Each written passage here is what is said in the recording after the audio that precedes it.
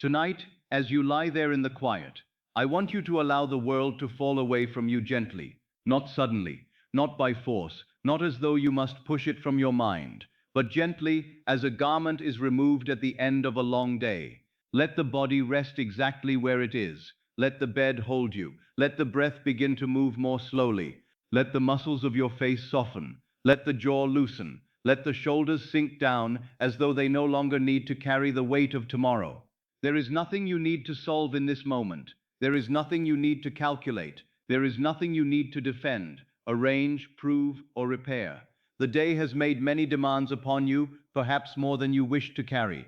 It may have spoken to you through bills, through obligations, through little pressures that seem to gather around the mind and whisper of tomorrow. It may have made you feel that you must figure everything out before you are allowed to rest. But tonight, I ask you to lay that burden down. Tonight, money is not something you chase. Let those words enter softly. Tonight, money is not something you chase. You are not being asked to run after it in thought. You are not being asked to force the world to open. You are not being asked to become tense, alert, or anxious in the name of faith. You are not here to wrestle with circumstances in the darkness. You are not here to fight the figures that have appeared before you, nor to argue with tomorrow, nor to search your mind for some clever plan that will finally make life yield. Tonight, you enter the state where money finds you. This is a very different thing. The world has trained man to believe that money is always ahead of him, somewhere outside him, something to be pursued, captured, protected, and feared. From this belief comes the old posture of strain. A man wakes in the morning and feels behind before the day has even begun. He looks upon his life and thinks, I must get, I must reach, I must catch up, I must not fall. And so his imagination, which is the very creative power within him, becomes the servant of fear. And before we go deeper, I want you to make one small outward gesture that agrees with the inward decision you are making tonight. If these words are helping you enter the state of supply, subscribe to this channel now, not as a mere habit, not as a casual movement of the hand, but as a quiet declaration to yourself that you are no longer returning to the old way of sleeping in fear. Let it be a simple sign that you are willing to be taught again, night after night, until supply feels natural and money no longer feels like a stranger. Each time you return to these teachings, the seed planted in consciousness is watered again. So let this small act become a symbol. I am committed to the state where money finds me. Now return inwardly, softly, without losing the stillness. This outer act is not the power is the state you accept within. But every sincere act, however small, may become a seal upon an inner decision when it is done consciously. Let it say quietly, I am becoming the one who receives. He imagines lack. He imagines pressure. He imagines delay. He imagines doors closed before he has even touched them. He imagines obligations greater than supply. He imagines tomorrow as though tomorrow were an enemy waiting for him. And then he calls this realism.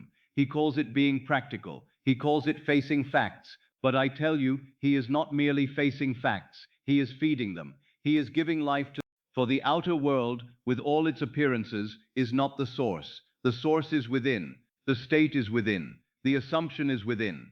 The feeling of being supplied or unsupplied, supported or abandoned, rich or poor in consciousness, begins within. The outer world follows. The outer world answers. The outer world reflects. But man, not knowing this, turns outward and asks the reflection to save him. Tonight, we are not doing that.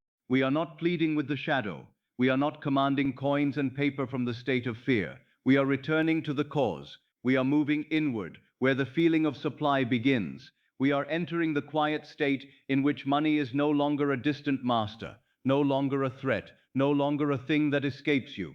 We are entering the state where money finds you, because within yourself you have become one who is already supplied. You are not trying to force wealth. You are learning to become the one to whom wealth naturally comes. Feel the relief in that. You are not forcing, you are becoming. You are not chasing, you are assuming. You are not standing outside wealth, looking toward it with hunger. You are entering the state of being provided for. And when the state changes, life must begin to answer the new state. Money moves differently when you feel supplied within. A man who feels poor within moves through life in one manner. He speaks from pressure. He makes decisions from fear. He sees delay everywhere. He reads every letter with dread. He hears every request as a threat. He feels diminished by every payment. He walks through the world as one who is easy for lack to find and difficult for money to reach.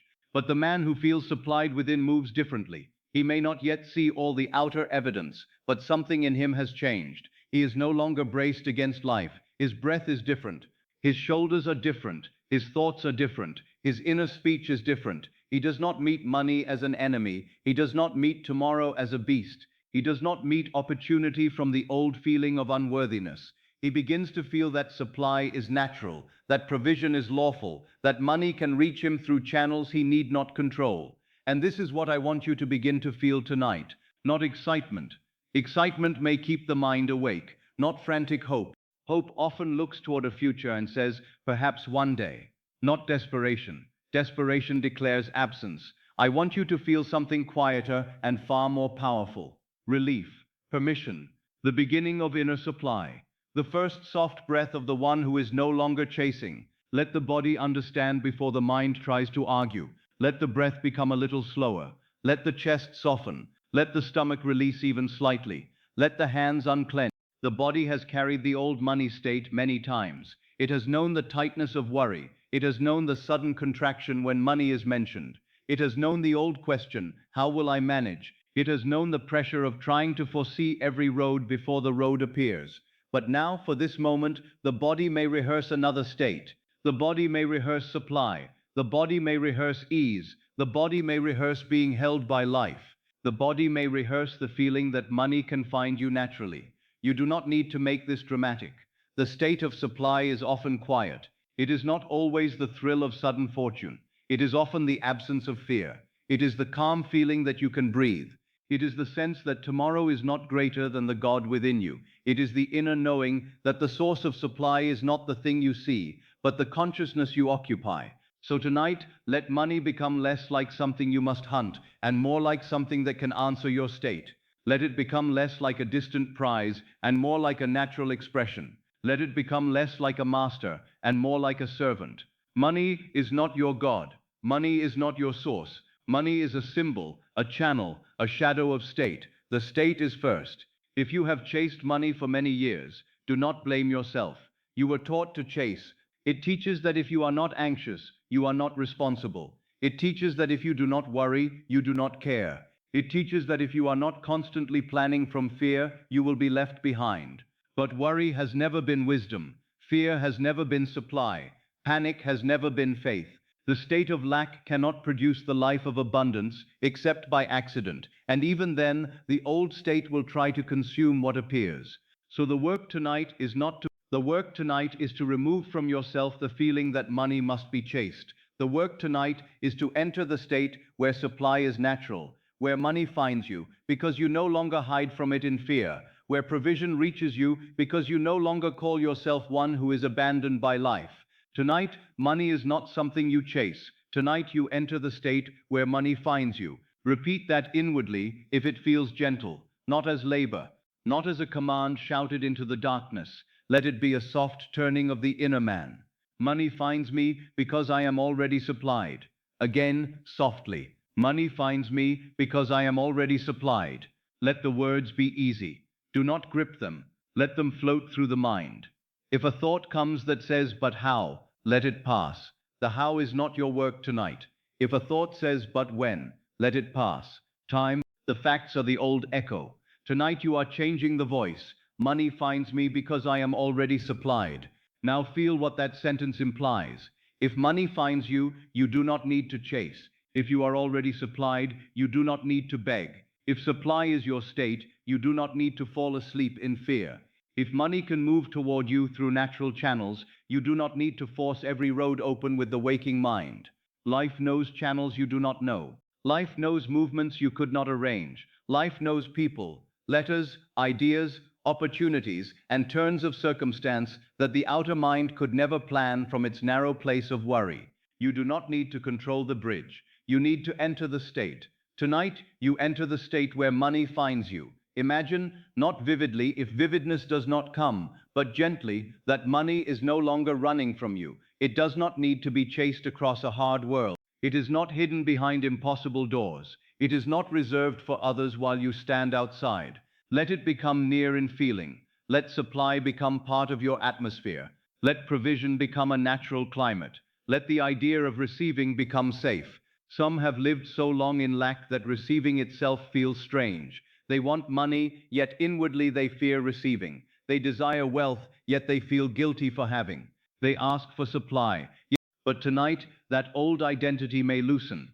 Tonight you need not keep saying not me. Tonight you may begin to say yes me. I am supplied. I am open to receive. Money can find me. Wealth can come naturally. Life can support me. Do not force the feeling. Allow only a small beginning. A small beginning is enough.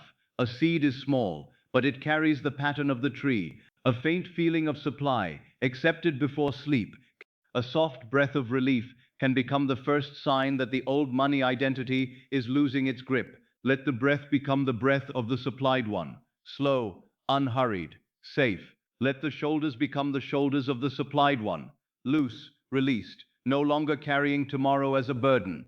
Let the mind become the mind of the supplied one. Quiet, open, no longer hunting for danger. Let the heart become the heart of the supplied one. Trust. Money moves differently when you feel supplied within. Perhaps tomorrow, or in the days to come, an idea will come. Perhaps a letter will arrive. Perhaps a conversation will open. Perhaps an old opportunity will return. Perhaps a new one will appear. Perhaps you will feel moved to act, but not from panic. Perhaps you will suddenly know what to do, not because you forced the answer, but because the state of supply has begun to think through you. But none of that needs to be managed. Tonight is not for managing. Tonight is for entering. Entering the state. Entering supply. Entering the state. Entering supply. Entering the feeling that money finds you naturally. You are not trying to force wealth. You are learning to become the one to whom wealth naturally comes. Let this become personal. Not wealth in the abstract. Not money as something far away. You are the one to whom wealth naturally comes. You are the one money can. You are the one whose inner door is open to supply. You are the one whose state is changing now. Say inwardly, if it feels peaceful, I am supplied, I am supported, I am easy for money to reach. Money finds me naturally. Money finds me because I am already supplied. Let the words slow down. Let them become almost like breathing. I am supplied, a breath. I am supported, a breath. Money finds me naturally, a breath. Money finds. If sleep begins to come, do not resist it. Sleep is not interrupting the work. Sleep is carrying the state deeper. The conscious mind may forget the words, but the deep receives the feeling. The deep receives the state. The deep receives the new identity. Tonight, do not sleep as one who is hunted by lack. Do not sleep as one who must chase money through fear. Do not sleep as one who is abandoned by supply. Sleep as the one who is supplied. Sleep as the one who no longer worships financial pressure as a power greater than consciousness. You are consciousness. You are the operant power. You are the one who gives the world its inner instruction by the state you accept. And tonight, the instruction is changing. Money is not far from me. Money is not against me. Money is not difficult for me. Money finds me because I am already supplied. Let the day fall farther away. Let tomorrow lose its threatening shadow. Let the old calculations grow quiet. You do not need to solve the entire road before sleep. You do not need to know how every door will open. The state contains the way. The assumption builds the bridge. The feeling of supply begins the movement. Tonight, money is not something you chase. Tonight, you enter the state where money finds you. And as you rest, as the room grows softer, as the body becomes heavier, as the mind becomes quiet, allow one simple feeling to remain beneath everything else. I am supplied now, not later, not after proof, not after the world gives permission. Now, in consciousness, I am supplied. Let that be enough for this moment. I am supplied. Money finds me. I rest, I receive, I am. And if the words fade, if it is only a small relief, let that small relief be holy. You do not need to create the whole harvest tonight with effort. You only need to plant the seed in the right soil. The soil is sleep. The seed is supply. The state is already beginning. Money finds me because I am already supplied. Let this be the beginning of the night. Let this be the turning. Let this be the first quiet step away from chasing and into receiving. You are not forcing wealth. You are becoming the one to whom wealth naturally comes. Rest there, breathe there, enter there. Tonight, money is not something you chase. Tonight, money begins to find you within. Now, as you rest a little deeper, as the sounds of the outer world become less important, I want to speak to you about a great error, an error so common that many never question it. It is the error of believing that money must be chased. It is the error of believing that supply is somewhere far away, outside you, moving away from you, hiding from you, escaping you, and that you must run after it with fear in the heart and tension in the body. This is how most men live. They do not merely work. Work is not the error. They do not merely act. Action is not the error. They do not merely make decisions, seek openings, write letters, answer calls, keep accounts, or fulfill duties. The error is the state from which they do these things. The error is the inner feeling that says, I do not have, I am separate from supply. Money is outside me. Life has not provided for me. I must chase, because if I do not chase, nothing will come. And I tell you now gently, as you lie there in the dark, the one who chases still feels separate. That is the secret hidden beneath so much effort. The man who chases money may appear active, ambitious, determined, even admirable in the eyes of the world. The world may praise his strain. It may call his anxiety wisdom. It may call his fear responsibility. It may call his exhaustion discipline. But the subconscious does not hear the praise of the world. The subconscious hears the state. It hears the feeling beneath the movement. And if the movement is born from fear, the subconscious receives fear. If the movement is born from lack, it receives lack. If the movement is born from desperation, it receives desperation. Chasing money often commands more chasing. Let that be received softly, without blame. Chasing money often commands more chasing. Not because money is cruel, not because life is against you, not because God withholds, but because the state of pursuit is not the state of possession. The state of pursuit says, it is not here.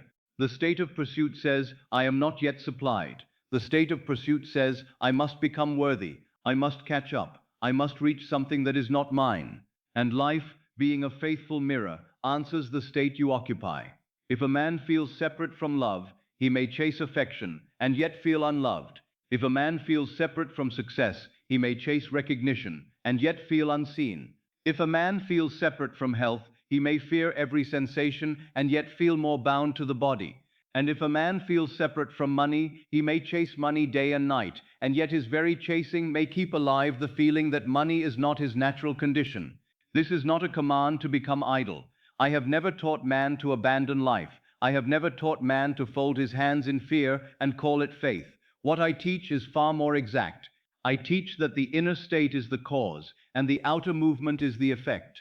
If you act from the state of lack, your action carries lack within it. If you act from the state of supply, your action carries supply within it. The same letter written from fear and the same letter written from assumption are not the same act. The same work done from desperation and the same work done from inner provision are not the same work. The world sees the hand moving, but the law receives the state moving through the hand. So tonight, I do not ask you to condemn yourself for having chased. I ask you only to see what the chasing has meant.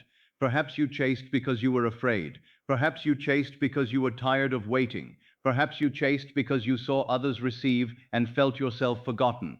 Perhaps you chased because the world around you taught you that money belongs only to those who strain hard enough, worry long enough, or fight cleverly enough.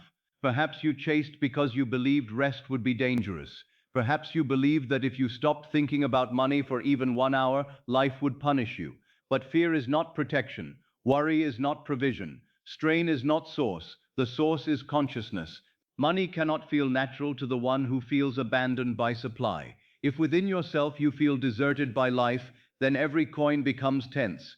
Every bill becomes a verdict. Every opportunity becomes a test. Every delay becomes proof.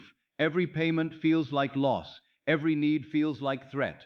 In that state, money does not feel like something that belongs to your world. It feels like a visitor who never stays. It feels like a river from which you have been excluded. It feels like something others may enjoy, while you must struggle for drops. But that is a state. It is not your true being. It is not eternal. It is not the decree of heaven. It is a garment worn so long that it has begun to feel like skin.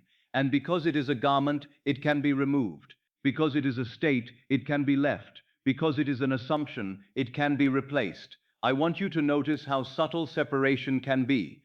A man may say, I believe in abundance, and yet in the secrecy of his mind, he says, but not for me. He may say, money is everywhere, and yet inwardly feel, it never comes to my door. He may speak of wealth, read of wealth, dream of wealth, admire wealth, but still feel himself standing outside the house of supply, looking through the window at a life he has not entered.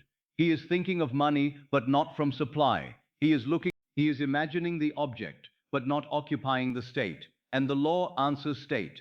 This is why I ask you tonight to stop treating money as though it were a far country.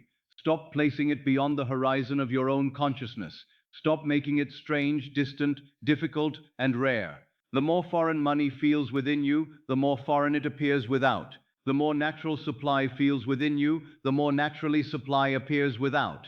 Now listen carefully, and let this soothe you rather than disturb you. You have never truly been chasing money. You have been chasing a state. You thought you wanted money only as a thing, but beneath that desire you wanted relief. You wanted safety. You wanted dignity. You wanted freedom from the tightness in the chest. You wanted the end of that old contraction when tomorrow was mentioned. You wanted to breathe.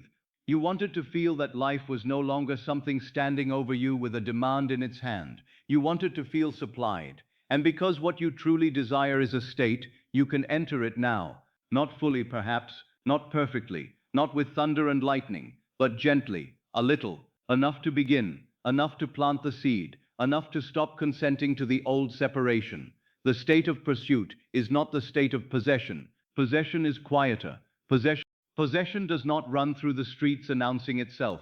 Possession rests. Possession feels natural. A man who lives in a home does not stand outside the door all night, begging to be admitted. He enters, he sits, he sleeps beneath the roof.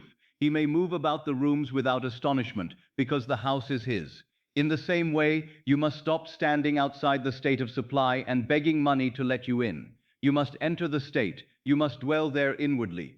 You must become so familiar with being supplied that the world, which is only the outpicturing of consciousness, has no choice but to take the shape of your inner dwelling. The one who chases still feels separate. So let us remove separation tonight, not by argument, not by force, not by pretending loudly, but by a simple inward turning. Let the mind stop running ahead for a moment. Let it stop counting all the possible ways things could go wrong. Let it stop repeating the old financial story as though it were sacred scripture.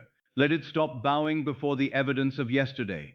The evidence of yesterday is only the shadow of the state you once occupied. It has no creative authority unless you give it your faith. You may have been taught to respect facts more than imagination, but I tell you, facts are born from imagination. Facts are the children, not the parent. The outer condition is the fruit, not the root. And if you stand before the fruit in fear, worshipping it as cause, you remain bound to the old tree. But if you go inward and change the root, the fruit must in time change. There is a great peace that comes when a man stops fighting the fruit and begins changing the root. Tonight you are not fighting money, you are not fighting lack, you are not fighting bills, debts, wages, prices, or appearances. You are changing the root. You are withdrawing the feeling of separation. You are ceasing to say, in the deep place of consciousness, money is over there and I am over here. You are beginning to say, supply belongs to the state I now occupy. Money can find me. Money can move through lawful channels. Money can come by ways my conscious mind has not yet imagined. I do not need to chase from fear. I enter the state of being supplied. Let the breath receive that. You do not need to chase from fear. You enter the state of being supplied. Again softly, not as effort, but as release. You do not need to chase from fear. You enter the state of being supplied. If you have spent years feeling that money always runs ahead of you, do not be ashamed. Shame is only another form of bondage. I do not want you to lie there condemning yourself for the state you wore. You wore it because you believed it. You believed it because life appeared to confirm it. And life appeared to confirm it because the state was already being reflected. That circle can continue for a lifetime if a man never awakens, but it can also be broken in a moment of inner recognition. The moment you see that the state is the cause, you are no longer helpless before the effect. Now perhaps the mind says, but Neville, I have chased because I had to. I had obligations. I had responsibilities. I had people depending upon me. I had letters to answer and sums to meet, and I answer you, yes, you may have had duties but duty does not require inward poverty. Responsibility does not require panic. You may do what must be done while standing inwardly, as one who is supplied. You may answer the letter, but not from fear. You may pay what must be paid, but not with the feeling that life is draining you. You may work, but not as a slave of lack. You may move, but not as one who is abandoned by supply. The action is not the bondage. The state is, and let the body begin to understand the difference between chasing and receiving. Chasing has a body. It leans forward. It tightens. It grasps. It holds the breath. It imagines danger. It tries to solve every road before taking one step. It lives in the next hour, the next bill, the next fear, the next proof. It has no rest because it thinks rest will cause loss. Receiving has another body. It opens. It softens. It breathes. It does not collapse into idleness, but it no longer moves like a frightened servant. It moves like one who belongs to supply. It moves like one who expects life to answer. It moves like one who knows that consciousness is cause and circumstance is effect. So even now, as you lie there, let the body stop chasing. Let the forehead smooth. Let the eyes rest behind the lids. Let the jaw release. Let the chest widen just a little. Let the breath come. Let the stomach soften, as though tomorrow no longer has permission to live there tonight. This is not merely relaxation. This is a change of state. The body is learning that money need not be pursued from panic. The body is learning that supply can be received. The body is learning that you are not outside the kingdom, knocking at the gate. You are within. The kingdom is within. The source is within. The I am within you is the door. When man says I am lacking, when he says I am behind, he stands outside. When he says I am always struggling, he stands outside. When he says I am not one of those who receive easily, he stands outside. But when he dares to say softly and inwardly, I am supplied, he has begun to enter. When he says I am supported, he has begun to enter. When he says money finds me because I am already supplied, he has begun to enter the state where money is no longer. Do you see now why chasing is such a subtle error? It appears to be movement toward money, but inwardly it may be movement away from possession. It appears to be desire, but inwardly it may be confession of absence. It appears to be urgency, but urgency often says, it is not mine. And whatever you accept as not mine must remain outside until you change the acceptance. So tonight, let the old chase grow tired. Let it lie down. Fear tried to protect you, but it could not provide for you. Worry tried to guide you, but it could not become wisdom. Desperation tried to move you, but it could not become faith. You may thank the old state for trying, and then you may leave it. You are not the chaser now. You are the one who is supplied. You are not outside provision now. You are within the state. You are not begging money to come from a distant place. You are becoming the one money can naturally find. Let that become the new inward posture. Not loud, not dramatic, not strained, just accepted. Money finds me because I am already supplied. Let the sentence be gentle. Let it answer the old feeling of separation. Let it move through the body like warm water. Money finds me because I am already supplied. You are not saying this to force the world. You are saying it to enter the state. You are not using words as a whip. You are using words as a doorway. Money finds me because I am already supplied. If a memory rises of lack, let it pass. It is an old state, asking to be worn again. You do not need to put it on. If a picture rises of a bill, a demand, a fear, let it pass. It is a shadow of a former assumption. You do not need to bow to it tonight. If the mind asks again, how will money find me? Let it pass. The bridge below. The one who chases still feels separate, but you are learning to feel one with supply. The state of pursuit is not the state of possession, so you are leaving pursuit and entering possession. Money cannot feel natural to the one who feels abandoned by supply, so you are no longer accepting abandonment. Chasing money often commands more chasing, so you are ceasing to chase in consciousness. This is the great correction. Not to stop living, not to stop working, not to stop responding to the world, but to stop occupying the state that says money is outside you. You may rise tomorrow and do what is yours to do, but you will do it from another place. You will remember, perhaps faintly at first, that the true work began in the night. You will remember that money does not need your fear in order to come. You will remember that panic is not a prayer. You will remember that the feeling of being supplied is the first movement of supply. Now let the mind become quieter still. Let the room around you fade a little more. Let the old world of pursuit lose its sharp edges. You do not need to chase anything in this moment. You do not need to reach outward. You do not need to hold the future together by force of thought.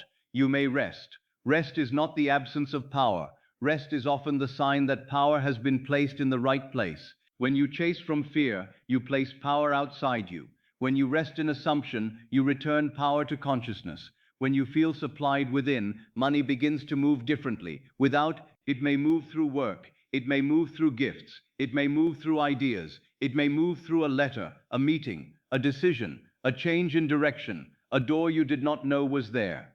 But the first movement is not outside. The first movement is the state. And tonight, you are not separate from supply. You are not outside provision. You are not abandoned by life. You are not the one money escapes.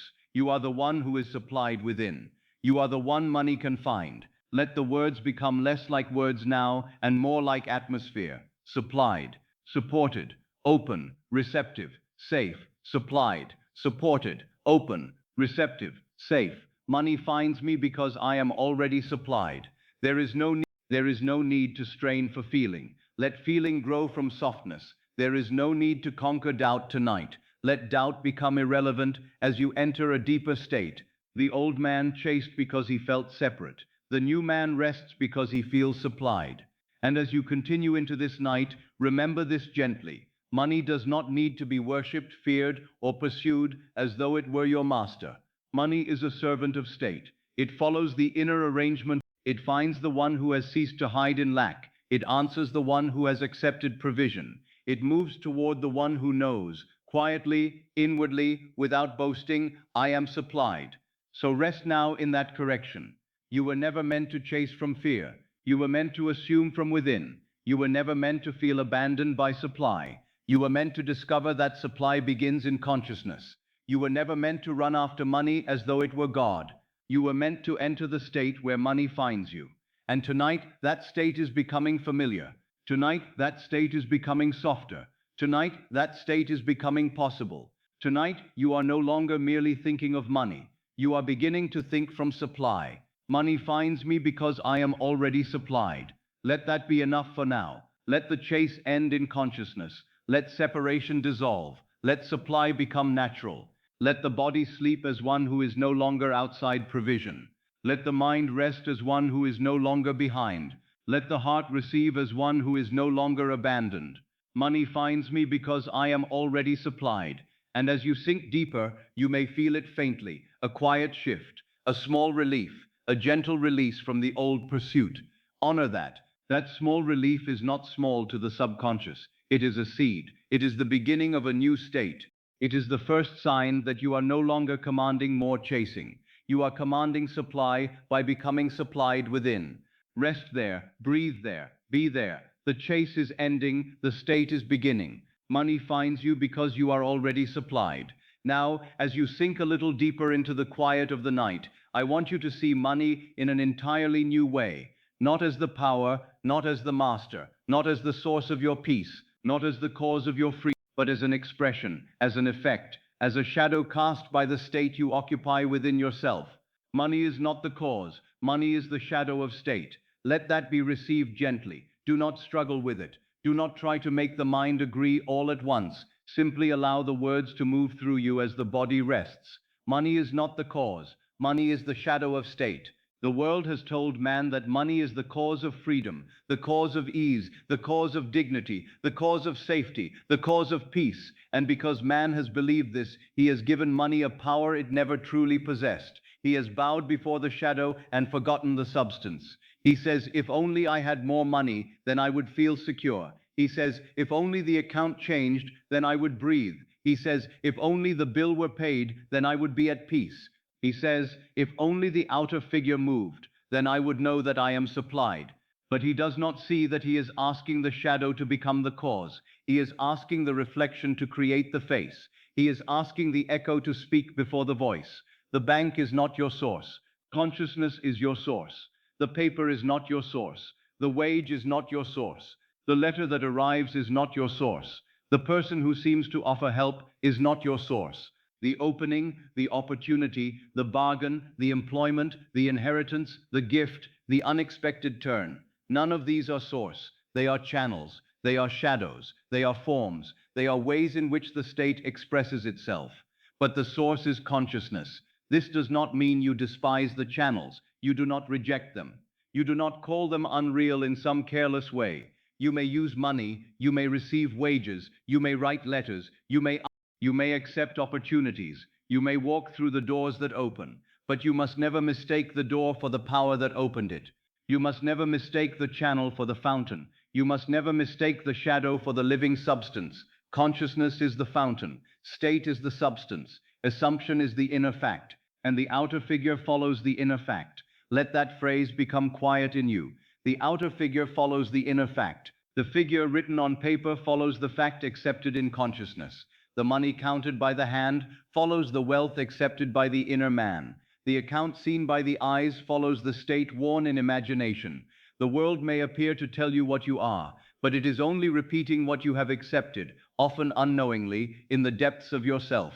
I have told you many times that the world is yourself pushed out. Men hear this and sometimes admire the phrase, but they do not live by it. They admire it, then return to fearing circumstances as though circumstances were gods. They say, yes, the world is myself pushed out, and then they tremble before a bill. They say imagination creates reality, and then they bow before the visible. They say assumption hardens into fact, and then they ask the fact for permission to assume. But the fact is late. The fact is always late. The visible world is the delayed expression of an invisible acceptance. Your present money circumstances are not final truth.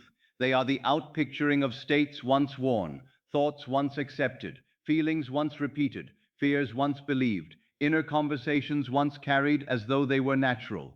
They tell you what has been assumed. They do not tell you what must be. Do not command the shadow of money. Enter the substance of supply. This is where the great change begins. Most men command the shadow. They stare at the account and command it to change while feeling poor within. They stare at the wage and command it to increase while feeling unworthy within. They stare at the bill and command it to disappear while feeling overpowered within. They stare at the opportunity and command it to save them while feeling separate from supply within. And because the state has not changed, the shadow has no new instruction.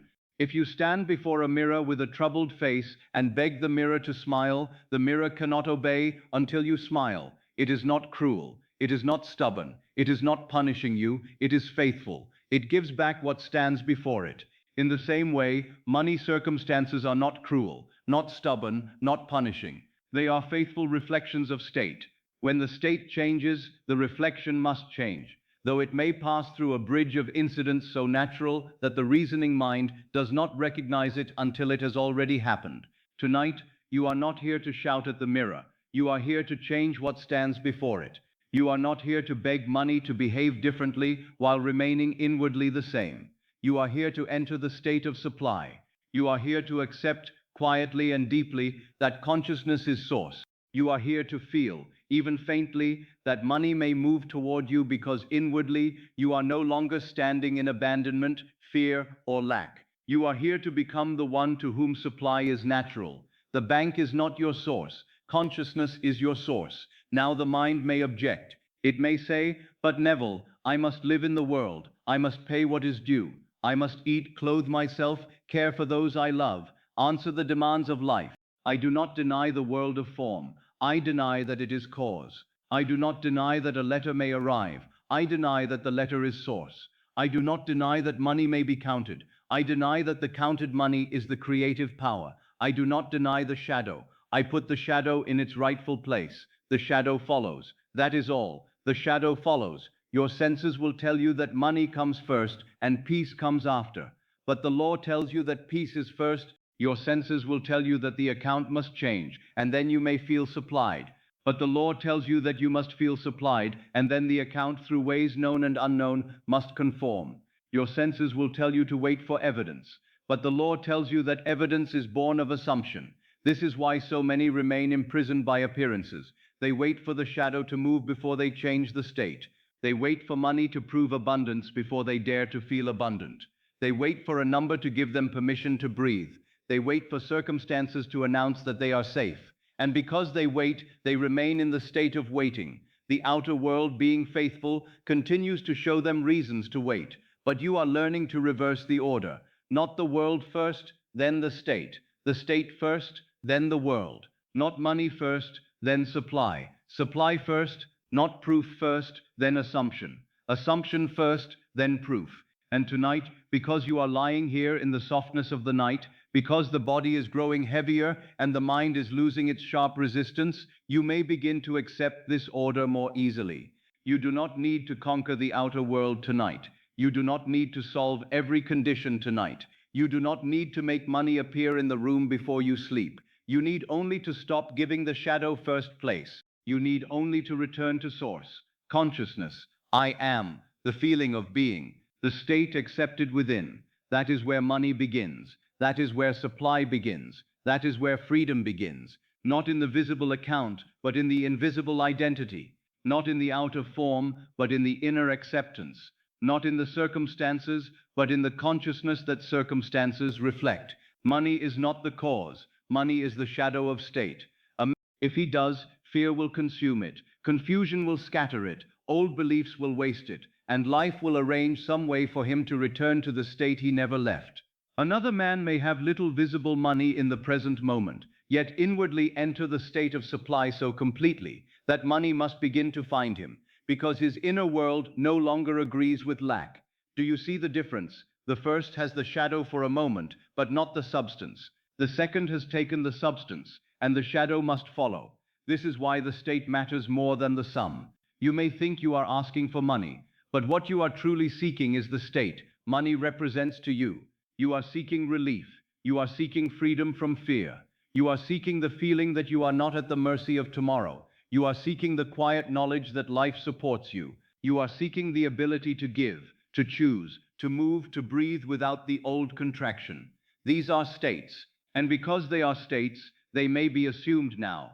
Why wait for the shadow to grant you the substance? Take the substance, and the shadow will appear. Do not command the shadow of money. Enter the substance of supply. Now let us make this simple. Suppose a man receives a letter. In that letter is news of money owed to him, or an opportunity that brings increase, or a change that removes an old burden. The world looking on says, the letter changed him, the letter brought him peace. But I tell you, if the law is understood, the letter was only the shadow. The state changed first. The assumption was accepted first. The inner man moved first. Then life arranged the letter as a natural instrument. Suppose another man is offered work, or a new arrangement, or an unexpected gift. The world says, that person saved him. That circumstance rescued him. That opportunity was the cause. But I tell you, the opportunity was only the garment worn by the state. The true cause was the inward acceptance of being supplied. The bridge may come through a man, a letter, a task, a conversation, a remembered idea, a door half opened, but the bridge is never the source. The bridge is the movement of the source through appearances. This is why you must not worship channels. If one channel closes, the source has not closed. If one person says no, the source has not said no. If one opportunity passes, the source has not passed. If one figure looks small, the source has not become small. The state of supply is greater than any one channel through which supply may express itself. The bank is not your source. Consciousness is your source. The bank may reflect. It may record. It may show a present figure. But it does not create your identity unless you surrender identity to it. It does not have the authority to say who you are in consciousness. It does not have the authority to tell the I am what garment to wear. If you allow the outer figure to define you, then you have given the shadow command over the substance. But if you define yourself within, then the outer figure must eventually follow the inner fact.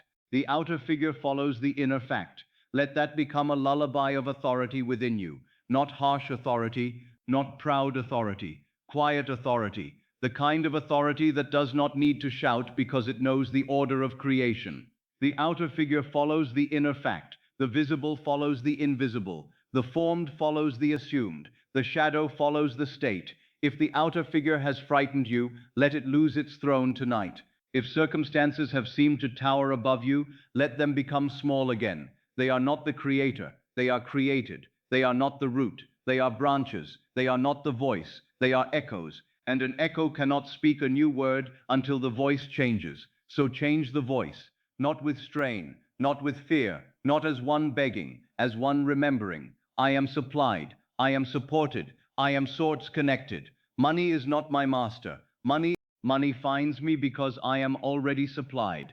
Do not force these words. Let them drift through you. Let them be received by the deeper mind. You are not trying to hypnotize yourself into believing a falsehood.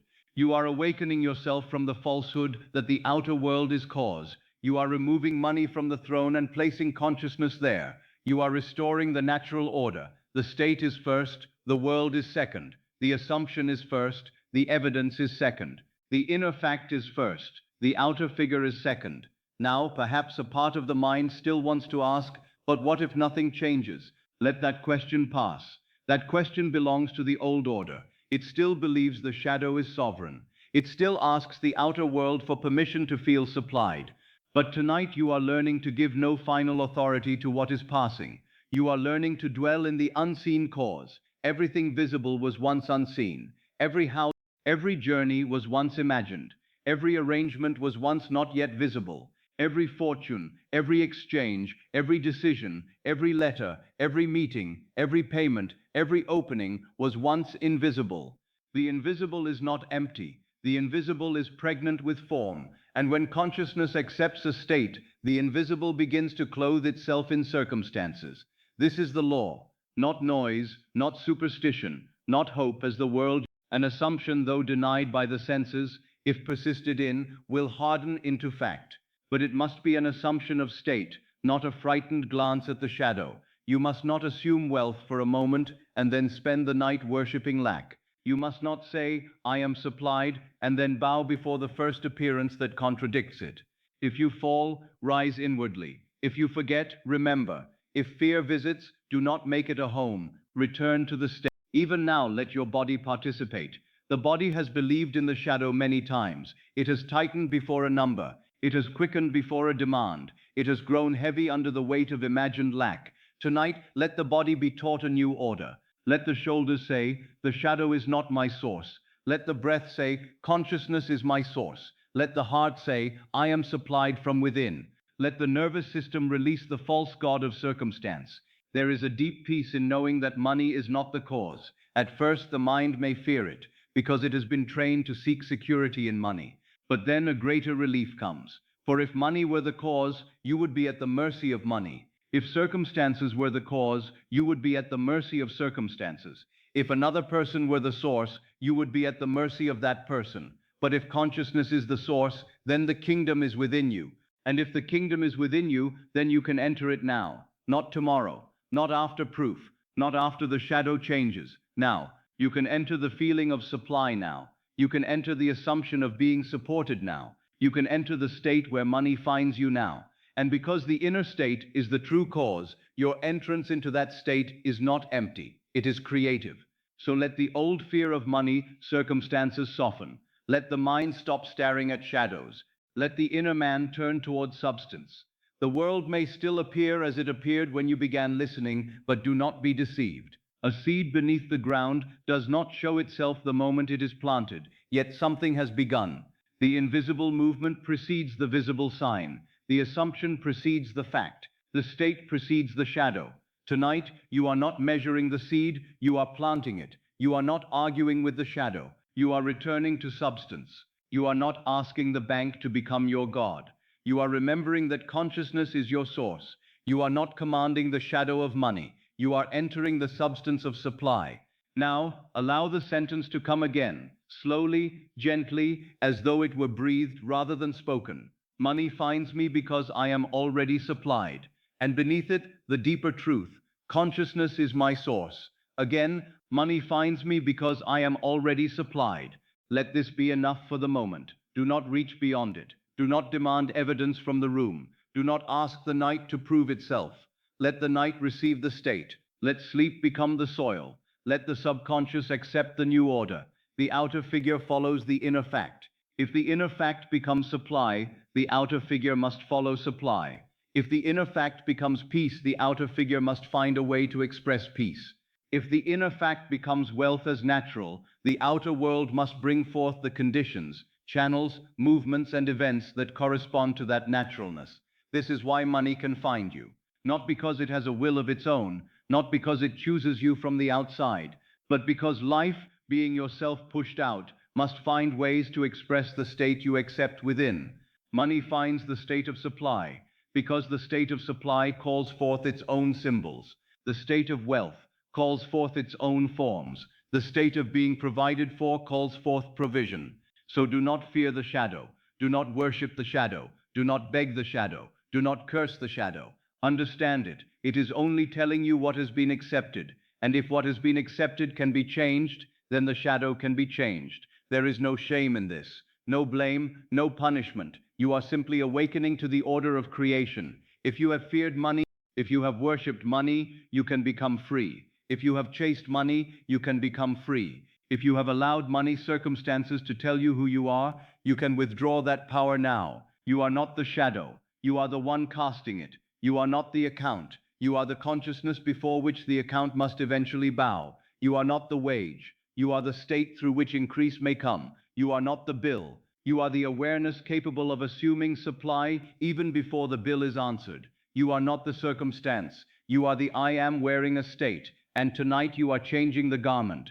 Let the garment be supply. Let the garment be ease. Let the garment be quiet wealth.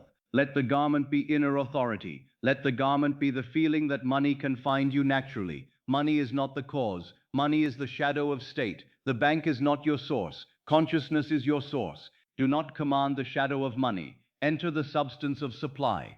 The outer figure follows the inner fact. Let these truths become soft now. Let them stop being thoughts and become atmosphere. Let them surround you as you rest. You do not need to repeat them with effort. Let them repeat themselves in the deep. Let the old authority of circumstance weaken. Let the new authority of consciousness rise quietly. And as the night deepens, as the body becomes still, as the mind becomes less interested in argument, feel the simple reversal taking place within you. Money is no longer above you. Circumstance is no longer above you. The visible is no longer above the invisible. The shadow is no longer above the state. The state is first. And tonight, the state is supply. Rest in that, breathe in that. Fall deeper into that. Money finds me because I am already. The outer figure follows the inner fact. And within me, the fact is beginning to change. Now, having seen that money is not the cause, but the shadow of state, let us enter more carefully into the state itself. For it is not enough to say, money finds me, while inwardly remaining the same frightened, contracted, watchful self that believes money is difficult, distant, and uncertain. The words are not the power. The state is the power. The words are only a doorway. If you pass through the doorway, you enter a new world. If you stand before the doorway repeating its name, you remain where you were. So tonight I want to make this state clear to you. Not in a hard or complicated way, but gently as one would describe a room before asking you to enter it. The state where money finds you is not laziness. It is not neglect. It is not closing the eyes to life and calling avoidance faith. It is not saying, I will do nothing, while inwardly trembling, hoping that something outside will rescue you. That would still be fear wearing the costume of spirituality. No, the state where money finds you is a calm inner position. It is an inward acceptance that you are supplied. It is a quiet conviction that life has channels you do not yet see. It is the feeling that you are not abandoned by provision. It is the atmosphere of one who knows that money may come through many doors, but consciousness is the house in which all doors are found. Money finds the state that expects it. Let that sentence rest in you. Money finds the state that expects it. Not the nervous expectation of one who keeps looking out the window, wondering whether help will come. Not the tense expectation that says, it must happen now, or I am lost. That is not expectation. That is fear measuring the distance between itself and relief. The expectation I speak of is quieter. It is more like knowing that the sun will rise. You do not strain to make it rise. You do not plead with the morning. You do not spend the night bargaining with the horizon. You rest in the order of things. In the same way, the state where money finds you carries a quiet order within it. It does not say, perhaps. It does not say, if I am lucky. It does not say, if the world is kind. It says, without noise, I am supplied. It says, there are ways. It says, life knows how to move. It says, the bridge may be invisible to me now, but the end is accepted within me. It says, money can reach me naturally. Money finds the one who is inwardly open to supply. And this inward openness is very important. Many people say they want money, yet inwardly they are closed to receiving. They want increase, but they fear what increase means. They want freedom, but they feel guilty imagining themselves free. They want provision, but they still believe that struggle is more honorable than ease. They ask for supply, but in the deep places of the heart they feel unworthy, suspicious, or unsafe. They have shut the door and then wonder why nothing enters. Tonight, let that door open. Not with force, not with excitement, not with the effort of a man trying to convince himself of something. Let it open as the body relaxes. Let it open as the breath slows. Let it open as the old arguments become tired. Let it open as you begin to feel that receiving is not wrong. Receiving is not theft. Receiving is not taking from another. Receiving is the acceptance of supply in the form that corresponds to your state. If the state is closed, even opportunity may feel like danger. If the state is fearful, even money may feel like a burden. If the state is ashamed, even receiving may feel like guilt. But when the state is open, life may move with a strange and beautiful ease. An idea that once would have been ignored is now noticed. A conversation that once would have passed without meaning now feels like a door. A letter that once would have frightened you now becomes part of the bridge. A decision that once seemed beyond you now appears natural. This is why I say, I do not hunt money from fear. I live in the state money answers. Let that become very personal now. I do not hunt money from fear. I live in the state money answers. I do not chase from panic. I stand inwardly as one who is supplied. I do not imagine myself abandoned and then beg life to prove otherwise. I accept provision within, and life, being myself pushed out, must bring forth the corresponding form. It is not hard. It is not an excited fever of the mind. It is a settled atmosphere. It is the feeling of enoughness before the outer evidence has arranged itself. It is the feeling that you are valuable, not because the world has applauded you, not because a man has approved of you, not because a number has confirmed it, but because the I am within you is the creative power, and what you accept as true of yourself must clothe itself in fact. You must become inwardly easy for money. This may sound simple, but it is profound. Many are not easy for money to reach, because they stand guard against it without knowing. They say, it cannot come that way. They say, people like me do not receive easily. They say, money always leaves. They say, every time I get ahead, something happens. They say, it is too late. They say, it works for others, but not for me. And every one of these secret sayings becomes a closed gate in consciousness. The world then appears to confirm the closed gate, and the person says, you see, I was right, but he was not right. He was obeyed.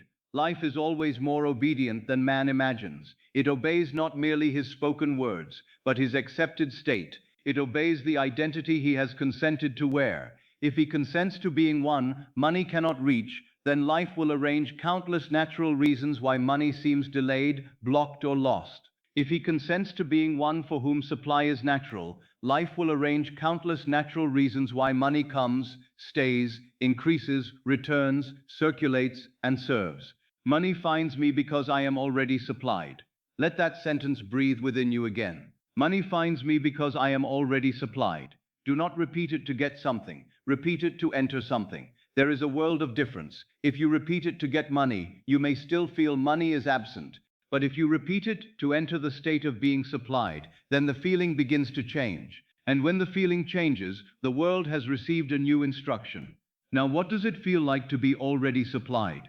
Do not rush to answer with pictures. Do not force a grand scene.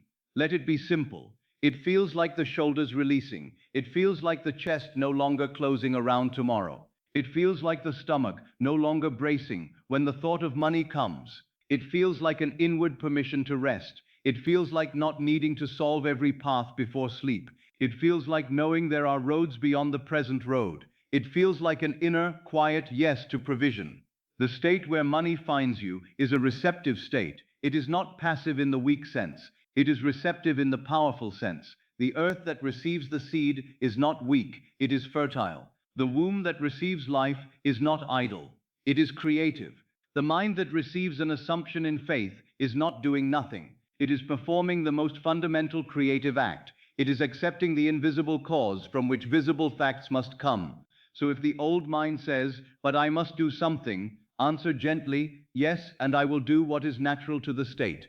If there is a letter to write, you will write it. If there is a task to perform, you will perform it. If there is a door to knock upon, you will knock. But you will not do it as a beggar. You will not do it as one hunted by lack. You will not do it as one who believes life is against him. You will act from the state of supply, and action born from supply is very different from action born from fear. Action born from fear says, "This must save me." Action born from supply says, "This is part of the bridge." Action born from fear says, "If this fails, I am lost." Action born from supply says, "The source has made." Action born from fear exhausts the body. Action born from supply may still require effort, but it does not poison the effort with panic. This is why the state is everything. I want you now to sense yourself, not as one lying outside the gates of wealth, but as one resting within the kingdom of supply. Do not make this majestic or theatrical. The kingdom is within you, therefore it may be entered quietly. A slight change in feeling is enough to begin. A gentle permission to receive is enough to begin. A softer breath around the thought of money is enough to begin. The old self demands a dramatic sign. The new self accepts a seed. Money finds the state that expects it. And expectation, in the true sense, is a form of inner welcome. If a guest is expected in a house, the door is not barred. The lamp is lit. The table is prepared. The atmosphere says, "You belong here." In the same way, your consciousness must become a house where supply belongs. Money must not enter your imagination as a stranger, as an intruder, as something shocking, dangerous, or impossible. It must enter as something that belongs. Let money belong in your life. Let receiving belong in your life. Let increase belong in your life. Let ease belong in your life. Let provision belong in your life. If any part of you resists these words, do not fight it. Resistance is only the old state asking to remain familiar. You do not need to hate it. You do not need to argue with it. Simply return, softly, to the new state. You are learning to live in another room of consciousness. At first it may feel unfamiliar, but familiarity is built by return. You return tonight and again tomorrow night, and again in the secret places of the day, until supply no longer feels like an idea, it feels like home. The state where money finds you is the state where money feels natural, not superior, not arrogant, not boastful, natural as breathing, as natural as receiving light in the morning, as natural as eating when food is set before you. The wealthy state does not need to prove itself to everyone. It does not need to speak loudly. It does not need to impress. It simply is. And because it is, life responds to it. You may have noticed that when a man feels deeply unworthy, even the good that comes to him may trouble him. He questions it. He fears losing it. He wonders when it will be taken away. He cannot rest in it because the state of having does not feel natural to him. And what does not feel natural is difficult to keep. But when the state of supply becomes natural, then supply can remain, grow, and move through your life without the old inner contradiction.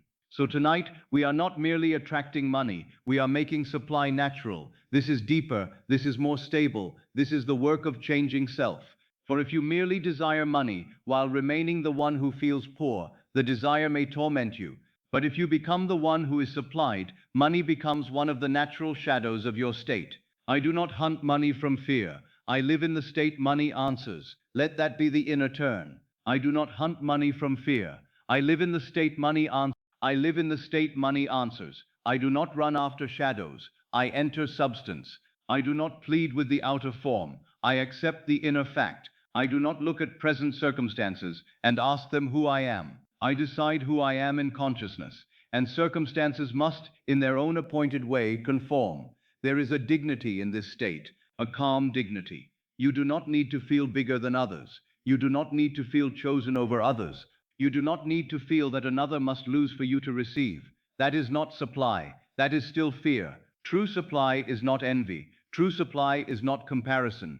True supply is not, "I must take before another takes from me." True supply is the feeling of abundance as natural circulation.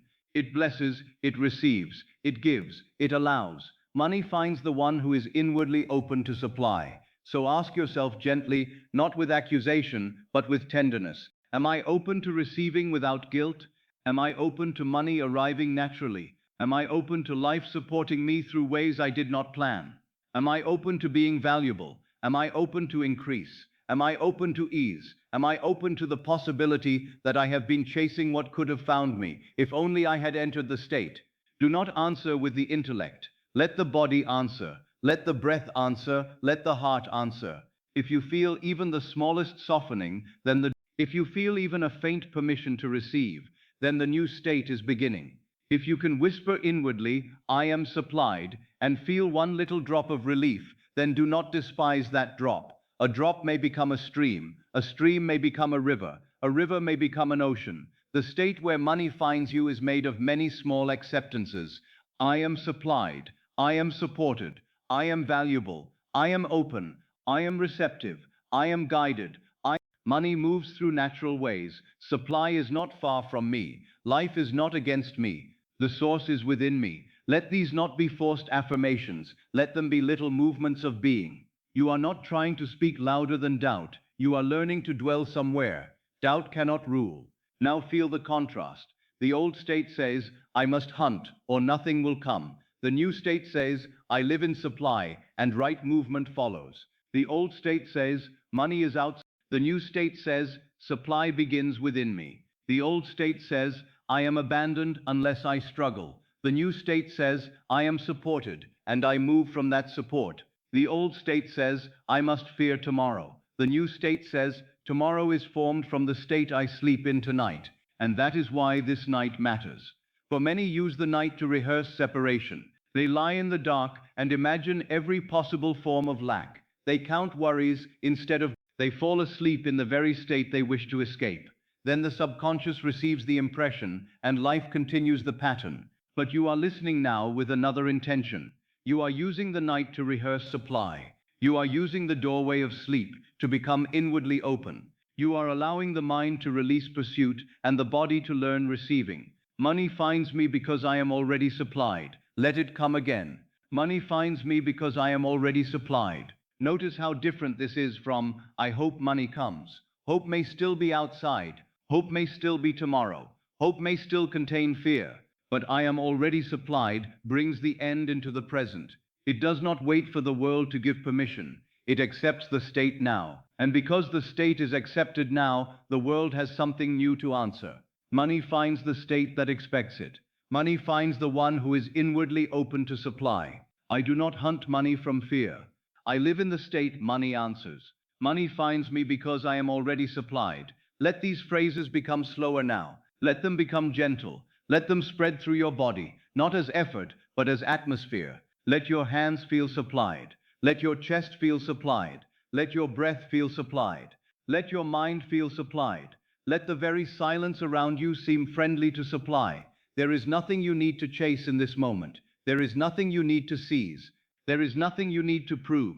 You are not behind in consciousness. You are here, now, where all states may be entered. And if you enter the state, you have changed the cause. The state where money finds you is a state of inner alignment with supply. You are valuable within it. You are receptive within it. You are calm within it. You are connected within it. You may not know the channel, but you trust the source. You may not see the bridge, but you accept the end. You may not hear the answer yet, but you become the one to whom the answer belongs. This is what I mean when I say money finds you. It finds the open door of consciousness. It finds the accepted identity. It finds the one who no longer says, I am hard to supply.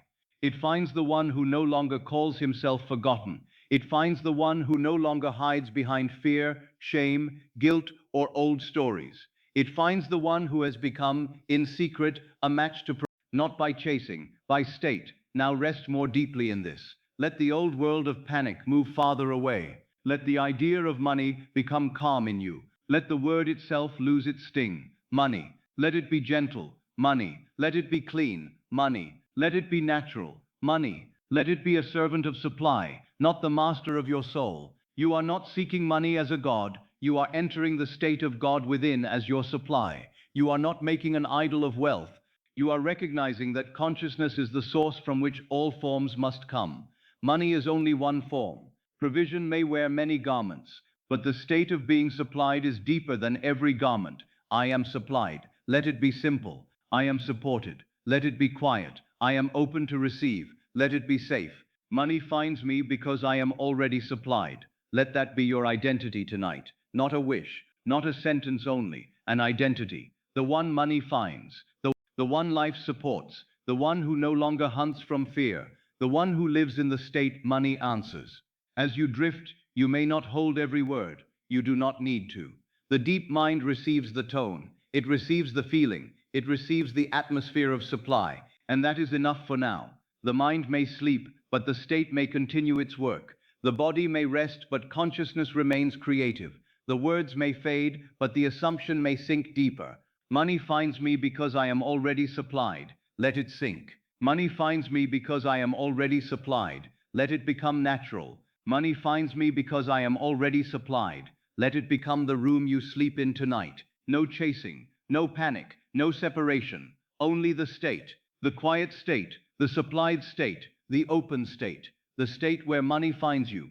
Now as you continue to rest, I want you to look with me at something very tender, something I want you to look at the old money identity, not to condemn it, not to be ashamed of it, not to fight with it in the night, but to see it for what it is. For nothing can be left until it is seen. Nothing can be changed while it is mistaken for truth. And many have mistaken an old identity for truth simply because it has been worn for so long. You may have worn the identity of the one money escapes. Let that be heard gently. You may have worn the identity of the one money escapes.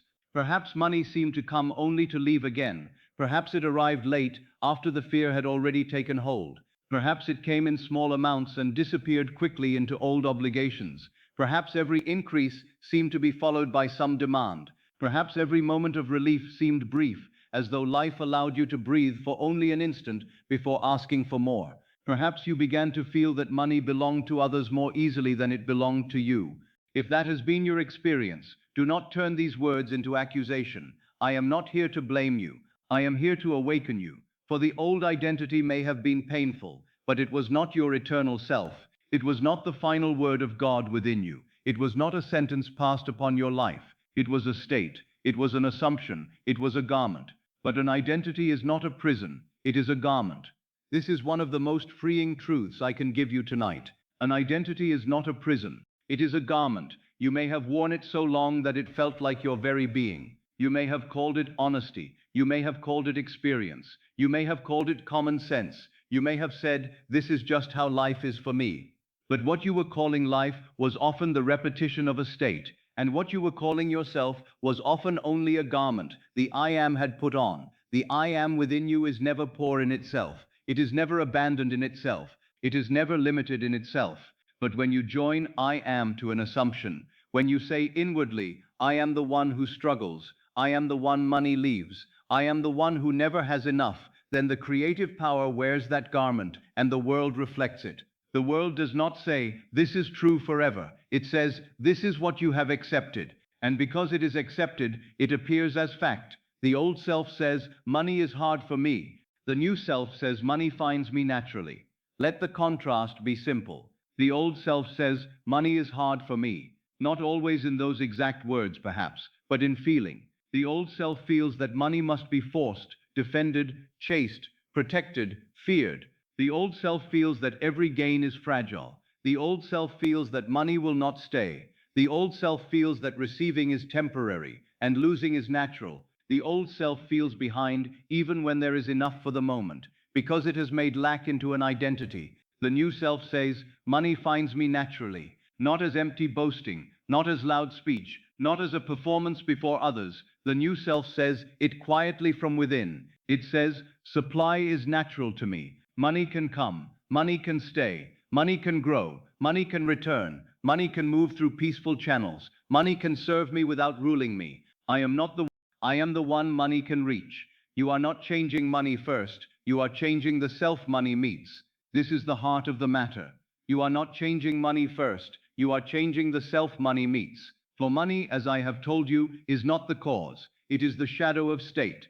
If the self money meets is frightened, closed, guilty, resentful, ashamed, desperate, or convinced that money always leaves, then the outer world must produce a financial life that corresponds to that. But if the self money meets is supplied, open, calm, expectant, receptive, and inwardly valuable, then money must begin to behave differently because it is meeting a different state.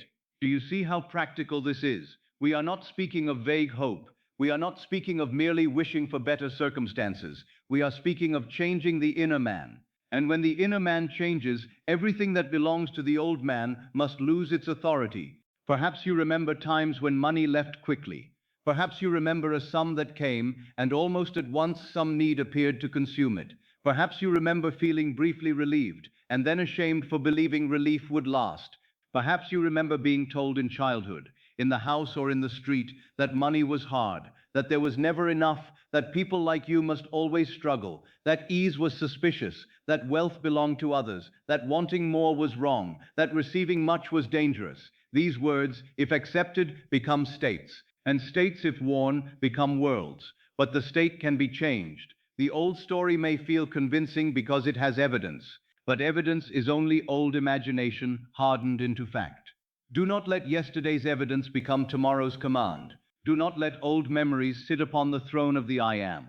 Do not say, because money left before, money must leave again. Do not say, because I struggled before, struggle is my nature. Do not say, because it was hard before, it must always be hard. That is how men unknowingly worship the past and call it wisdom. The past is not your God. The past is a record of states once occupied, and tonight you are leaving one state and entering another. Let the body soften as you hear that. You are not required to drag the whole past into this bed with you. You are not required to sleep beside every unpaid fear, every old embarrassment, every family sentence, every memory of shortage, every disappointment, every time money seemed to escape just when you thought you had caught it. Let them become shadows. Let them become old garments placed quietly aside. You do not need to wear them tonight. You may have worn the identity of the one money escapes, but an identity is not a prison. It is a garment. Now imagine gently, not as a difficult exercise, but as a soft inner knowing that the old garment is becoming loose. The garment of money is hard for me is loosening. The garment of I never have enough is loosening. The garment of money always leaves is loosening. The garment of I must chase or I will be abandoned is loosening. It has been heavy. It has been tight around the chest. It has made the breath shallow. It has made the mind restless. It has made tomorrow seem like an enemy. But tonight, that garment is loosening. You are not tearing it off in violence. You are not fighting the old self. You are outgrowing it. There is a difference. If you fight the old self, you still give it life. If you hate the old identity, you remain bound to it by feeling. But if you see it as a garment, you may remove it quietly. You may say, I wore you because I did not know who I was. I believed you because the world seemed to confirm you. But now I know that the world was only reflecting the state. I do not need to wear you now. And in its place, you may begin to wear another garment. The garment of supply. The garment of being supported. The garment of being easy for money to reach. The garment of quiet inner value. The garment of one for whom money finds a way. The old self says, money is hard for me. The new self says, money finds me naturally. Let those words move like a soft rhythm through your mind. The old self says, money is hard for me. The new self says, money finds me naturally. The old self says, money leaves. The new self says, money can stay. The old self says, I am behind. The new self says, I am supplied now. The new self says, I enter the state money answers. The old self says, I am outside. The new self says, I am within supply. This does not require you to deny your humanity. You may have felt fear. You may have felt tired. You may have felt pressed by obligations. You may have wept in secret over money. You may have wondered why life seemed to make simple things difficult. I do not ask you to pretend those moments never occurred. I ask you not to make them your identity. There is a difference between having passed through a state and being that state. There is a difference between remembering lack and becoming lack again. There is a difference between noticing an old garment and putting it back on. Tonight, do not put it back on. Let the old identity rest outside the door. You are not the one money always escapes. You are the one whose state is changing. You are not the one who must always struggle. You are the one learning that supply begins within. You are not the one who is difficult to bless. You are the one becoming easy for money to reach. Now, let us look more deeply at the phrase, money escapes. How does money escape in consciousness? It escapes when the inner man believes he cannot hold it. It escapes when receiving feels unsafe. It escapes when every gain is met with the expectation of loss. It escapes when the mind says, this will not last. It escapes when the body tightens the moment relief appears, as though relief itself were dangerous. It escapes when a man feels unworthy of ease, and so arranges unconsciously the return to struggle because struggle feels familiar. But notice what I said. It feels familiar. I did not say it is true. I did not say it is natural. I did not say it is ordained. I said it feels familiar. And many choose the familiar over the fulfilled, because the familiar, even when painful, feels like. This is why the new state must become natural, not merely desired, but natural, not merely admired, but lived in, not merely spoken, but worn. Money finds me because I am already supplied. This sentence helps you put on the new garment. Money finds me because I am already supplied. It does not say money finds me because I am desperate. It does not say money finds me because I am more worried than others. It does not say money finds me because I have begged long enough. It says money finds me because I am already supplied. The supply is first. The money follows. The inner fact is first. The outer figure follows. The state is first. The shadow follows. Let the old identity hear this and become quiet. It may say, but this has never been true before. And you may answer, it did not need to be true before for me to assume it now. It may say, but I have proof of the opposite. And you may answer, the proof belongs to the. It may say, but what if it does not work? And you may answer, fear is the old garment speaking. You need not argue long. The new self does not debate endlessly with the old self. The new self occupies. Occupy the state, even faintly. If all you can feel tonight is a small relief, occupy that. If all you can feel is a softening of the breath, occupy that. If all you can feel is the possibility that money does not have to escape you, occupy that. Do not despise small beginnings. The old identity was not built in one thought. It was built by repeated feeling. The new identity will also be built by repeated feeling. But the night gives power to repetition, because the conscious resistance grows quiet, and the deeper mind receives. Now let the mind return to a few old sayings and release them. Perhaps you have said, money comes in and goes right out. Let that old sentence fade. Perhaps you have said, I can never get ahead. Let it fade. Perhaps you have said, there is always something. Let it fade. Perhaps you have said, I am not good with money. Let it fade. Perhaps you have said, it is always hard for me. Let it fade. These sentences were not harmless. They were not merely descriptions. They were instructions. But now the instruction is changing. Money stays because I am supplied. Money grows because supply is natural to me. Money comes through peaceful channels. Money finds me because I am already supplied. Do not force these new sentences. Let them be soft. Let them be like a new cloth, placed gently upon the shoulders. You are not trying to impress anyone. You are not trying to appear wealthy before the world. You are changing the self. Money meets in secret. And what is changed in secret must be rewarded openly, because the outer world is the open expression of the hidden state. You are not changing money first. You are changing the self money meets. If money has met fear in you, let it now meet calm. If money has met guilt in you, let it now meet permission. If money has met shame in you, let it now meet dignity. If money has met panic in you, let it now meet quiet expectation. If money has met the belief that it must leave, let it now meet the assumption that supply is stable. If money has met the old story, let it now meet the new self. This is why I say again, the work is not to chase money into changing. The work is to become inwardly the person whose financial world must change. You are not wrestling with coins. You are not fighting paper. You are not pleading with circumstances. You are taking off an old garment and putting on a new one.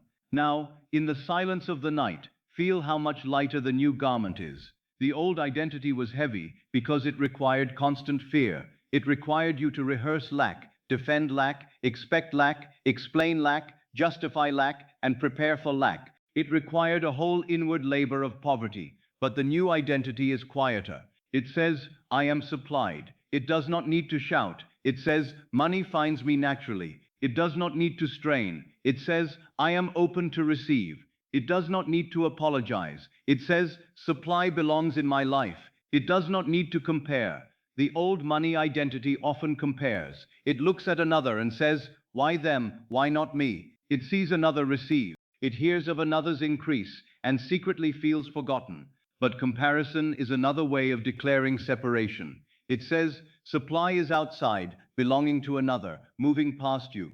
The new self does not live there. The new self can bless another's supply because it knows supply is not divided in consciousness. Another's wealth does not prove your lack. Another's success does not close your door. Another's increase does not steal your increase. The source is within.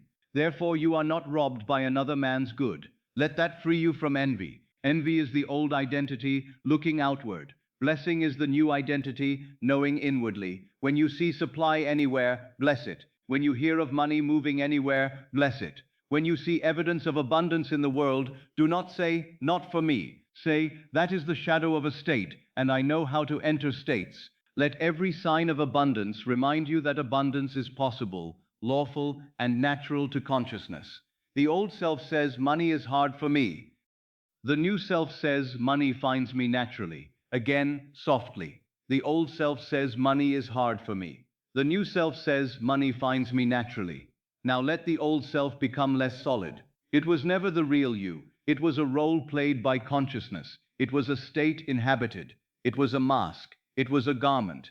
The real you is the awareness that can say, I am. And because you can say, I am, you can choose what follows. I am not bound to say, I am poor. I am not bound to say, I am behind.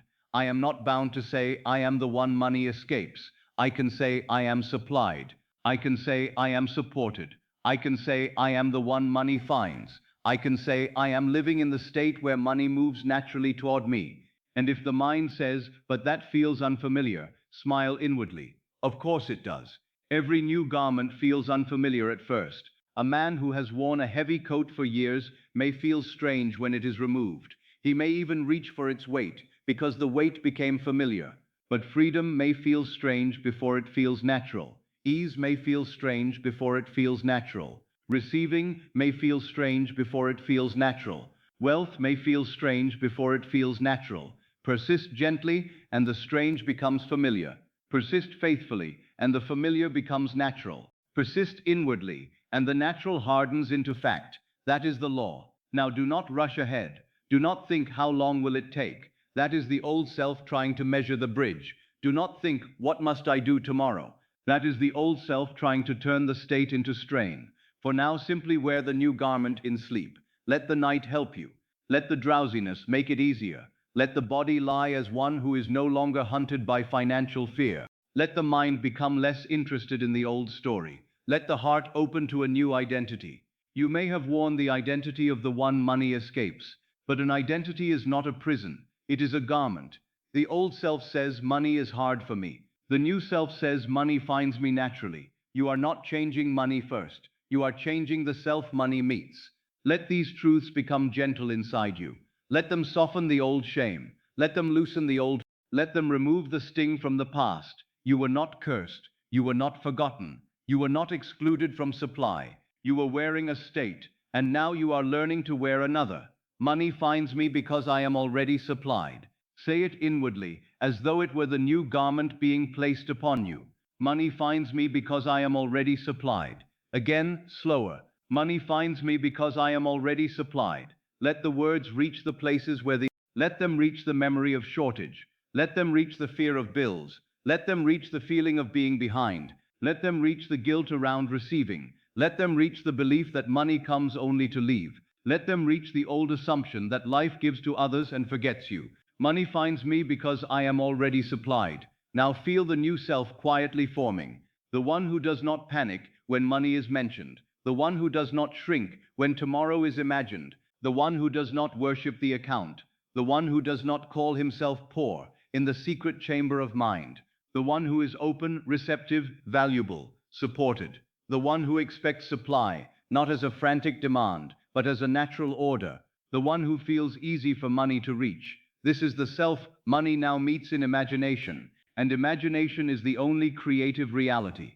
If money meets this self in imagination persistently, it may come through ordinary means. It may come through a letter. It may come through work. It may come through a person moved at the right time. It may come through an idea. It may come through a decision. It may come through a forgotten thing restored. It may come through a channel you have not yet imagined. But the channel is not your concern tonight. The self money meets is your concern. And tonight, money meets a new you, a calmer you, a supplied you, a receptive you, a you who no longer says money always escapes me, a you who says money finds me naturally. Rest in that, breathe in that. Let the old identity become only a distant garment on a chair, something you once wore, something that no longer defines you. You do not need to burn it. You do not need to fight it. You simply do not put it on again tonight. Tonight, wear supply, wear ease, wear quiet worth, wear receiving. And as the mind softens and the body grows heavier, allow the new identity to become simple, almost wordless. I am supplied. Money finds me. I am supported. Money stays. I am open. Money comes naturally. I am valuable. Life provides. I am the one money finds. Let it sink. Let it become gentle. Let it become believable in the deeper place, even if the surface mind does not fully understand. The old and money, which follows state, will meet the self you now become. Money finds me because I am already supplied. Now as the body rests and the outer world grows dimmer, I want to bring you to the name that is before every condition, before every account, before every debt, before every wage, before every fear, before every hope. I want to bring you to the simple, sacred name you have been using all your life, often without knowing its power. Before you say, I am rich, you are. Before you say, I am poor, you are. Before you say, I am supplied, you are. Before you say, I am struggling, you are. There is first the pure awareness of being, and then you clothe it with a state. The world does not answer the naked awareness alone. It answers the awareness clothed. It answers what you attach to I am. It answers what you consent to be. This is why I tell you I am supplied, not forced, not repeated, as though the words themselves were charms. I am supplied is the true money command, because it places the self in the state of provision before the outer world has shown proof. It is the inner act of authority. It is the acceptance of supply at the level of being. It is not a request made to a distant power. It is not a beggar's cry at a closed gate. It is the quiet recognition that the gate is within you and that what you join to I am becomes your financial world. If you join I am to poverty, poverty must find garments to wear in your life. If you join I am to struggle, struggle must find scenes in which to appear. If you join I am to delay, life will arrange delays and call them natural. If you join I am to being behind, circumstances will rise to prove that you are behind. If you join I am to always being sure, do you see how intimate creation is? It is not far from you. It is not hidden in the sky. It is not controlled by the opinions of men. It is not controlled by the account. It is not controlled by the present condition. It is hidden in the simple sacred feeling of what you are being. I am poor is not merely a description. It is a command when accepted. I am struggling is not merely a complaint. It is a command when believed. I am behind. It is a command when worn. I am always short is not merely an expression of worry. It is a command when repeated with feeling. And the subconscious does not say, this man is only describing what he sees. The subconscious receives the feeling as an instruction. It takes the I am you have clothed with lack, and it fashions a world around it. It brings you into conversations, letters, obligations, delays, decisions, and moods that make the states. Then the outer world appears to confirm the inner assumption, and man says, you see, I was right, but he was not right. He was creative. This is why I ask you tonight to become gentle but watchful over the name I am. Do not take it lightly. Do not fasten it carelessly to the old money story. Do not use the holy name of being to build the very life from which you seek freedom. If you say inwardly, I am unlucky with money, you have not merely you have clothed the creative power in misfortune. If you say, I am not one of those who receive, you have instructed life to show you what non-receiving looks like. If you say, I am always trying, you may remain always trying, because trying is not having. Do not say, I am trying to get money. Enter, I am supplied. Let that sentence be a turning point within you. Do not say, I am trying to get money. Enter, I am supply. The one who is trying to get money may still be standing outside. He may still feel money distant, separate, uncertain, difficult. He may still be living from the old confession, I do not have. But the one who enters, I am supplied, has moved into another state. He has gone from pursuit to possession. He has gone from anxiety to assumption. He has gone from begging the world to accepting within. This does not mean the outer world has completed its rearrangement. The shadow may still appear as it appeared a moment ago. The account may still show the old figure. The letter may still be unopened.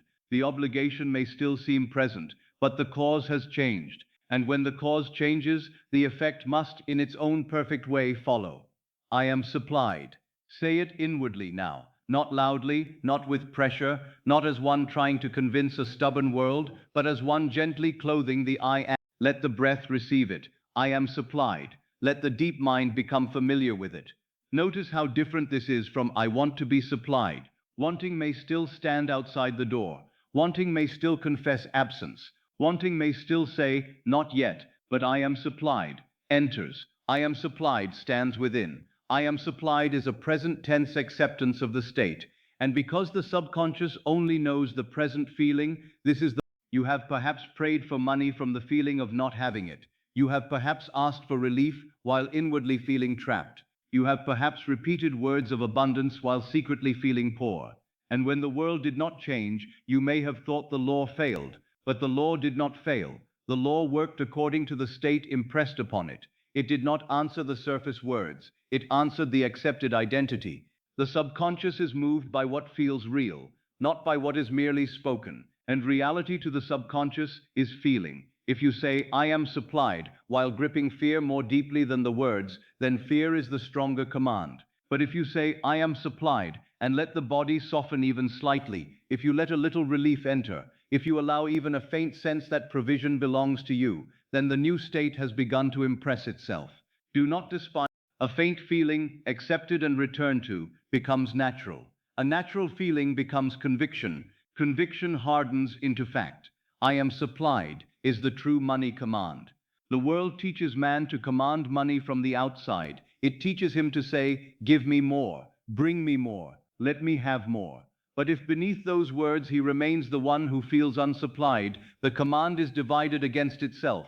The deeper command is the one life receives. Therefore, the true money command is not a cry of absence. It is a statement of being. I am supplied. I am supported. I am provided for. I am easy for money to reach. I am open to lawful increase. I am one for whom supply is natural. These are not merely pleasant sayings. When accepted, they are creative identities. What you join to, I am, becomes your I am is like clear water, and every state you join to it gives that water its color. If you join I am to fear, the world is colored by fear. If you join I am to lack, the world is colored by lack. If you join I am to struggle, even opportunity is seen through struggle. But if you join I am to supply, the whole world begins to take on the color of supply. You notice what you could not notice before. You hear different. The bridge of incidence begins, not because you forced it, but because the state has begun to externalize itself. Money finds the I am that feels provided for. This is a deep truth. Money finds the I am that feels provided for. Not the mouth that says it while the heart denies it. Not the anxious mind that repeats it to silence terror. But the I am that begins to feel provided for, even before the visible world explains how. Money finds that state, because that state is the inward condition from which money can naturally flow. Supply recognizes supply. Provision answers the one who feels provided for. Now, do not make this mystical in a way that removes it from life. It is mystical, yes, because all creation is mystical in origin, but it is also practical. A man who feels supplied does not approach life like a man who feels poor. He does not hear the same words in the same. He does not walk into a room with the same inner posture. He does not make decisions from the same fear. He does not close his mind to possibilities before they appear. He does not turn away from receiving because receiving feels unsafe. His state opens channels that the old state could not see. The same road appears different to a different man. The same opportunity appears different to a different state. The same conversation carries different meaning depending upon the consciousness that hears it. So when you say, I am supplied, you are not merely asking for money to arrive. You are becoming the kind of consciousness through which supply can move. Do not say, I am trying to get money. Enter, I am supplied. Trying can be full of strain. Trying can be full of tomorrow. Trying can be full of not yet. Trying can become another form of worshipping lack. But being is now. I am is now. You do not say, I will be, I am. You are. You do not say, someday I shall be aware. You are aware now. Therefore, the creative act must be joined to now. I am supplied now, not after the world changes. I am supplied now, not after the account gives permission. I am supplied now, not after another man agrees. I am supplied now, not after the road. The inner command is given now. The shadow follows. The I am is clothed now. The world in time must reveal the garment. Now if the mind says, but am I lying when I say I am supplied, and the senses deny it, I tell you, no, you are not lying. You are selecting a state. You are choosing the reality you will occupy. The senses are reporting the shadow of former states. They are useful within their own place, but they are not created. If you wait for the senses to confirm supply before you accept supply, you have made the senses your God. But I tell you, the I am within you is the creative power. The senses follow. They do not lead. Every fulfilled desire begins as an assumption that the senses may at first deny. If the senses already confirmed it, you would not need assumption. Assumption is precisely the act of taking as true what the outer world has not yet shown. And if you persist in the assumption, if you dwell in it, if you return to it until it becomes natural, the outer world must conform. This is why the phrase, I am supplied, is so powerful before sleep. At night, the senses grow less dominant. The body becomes still. The eyes are closed. The outer world loses its loudness. The conscious mind becomes less eager to argue. In this softening, the I am can be clothed more easily. In this borderland between waking and sleep, the subconscious receives the feeling more deeply. So do not use this hour to say, I am afraid. Do not use this hour to say, I am behind. Do not use this hour to say, I am always short. Use this hour to enter the true money command. I am supplied. Let it be the last garment placed upon the I am before sleep. I am supplied. Let it be the feeling carried into the deep. I am. You may not feel it fully at first. That is all right. Do not force fullness. Begin with permission. You may simply allow the possibility that supply belongs to you. You may allow the possibility that money can reach you. You may allow the possibility that you are not abandoned. You may allow the possibility that your old financial identity was a garment and not a prison. This permission is the beginning of the new command. I am supplied. Now let us see the old commands more clearly, so they lose their secret power. I am poor.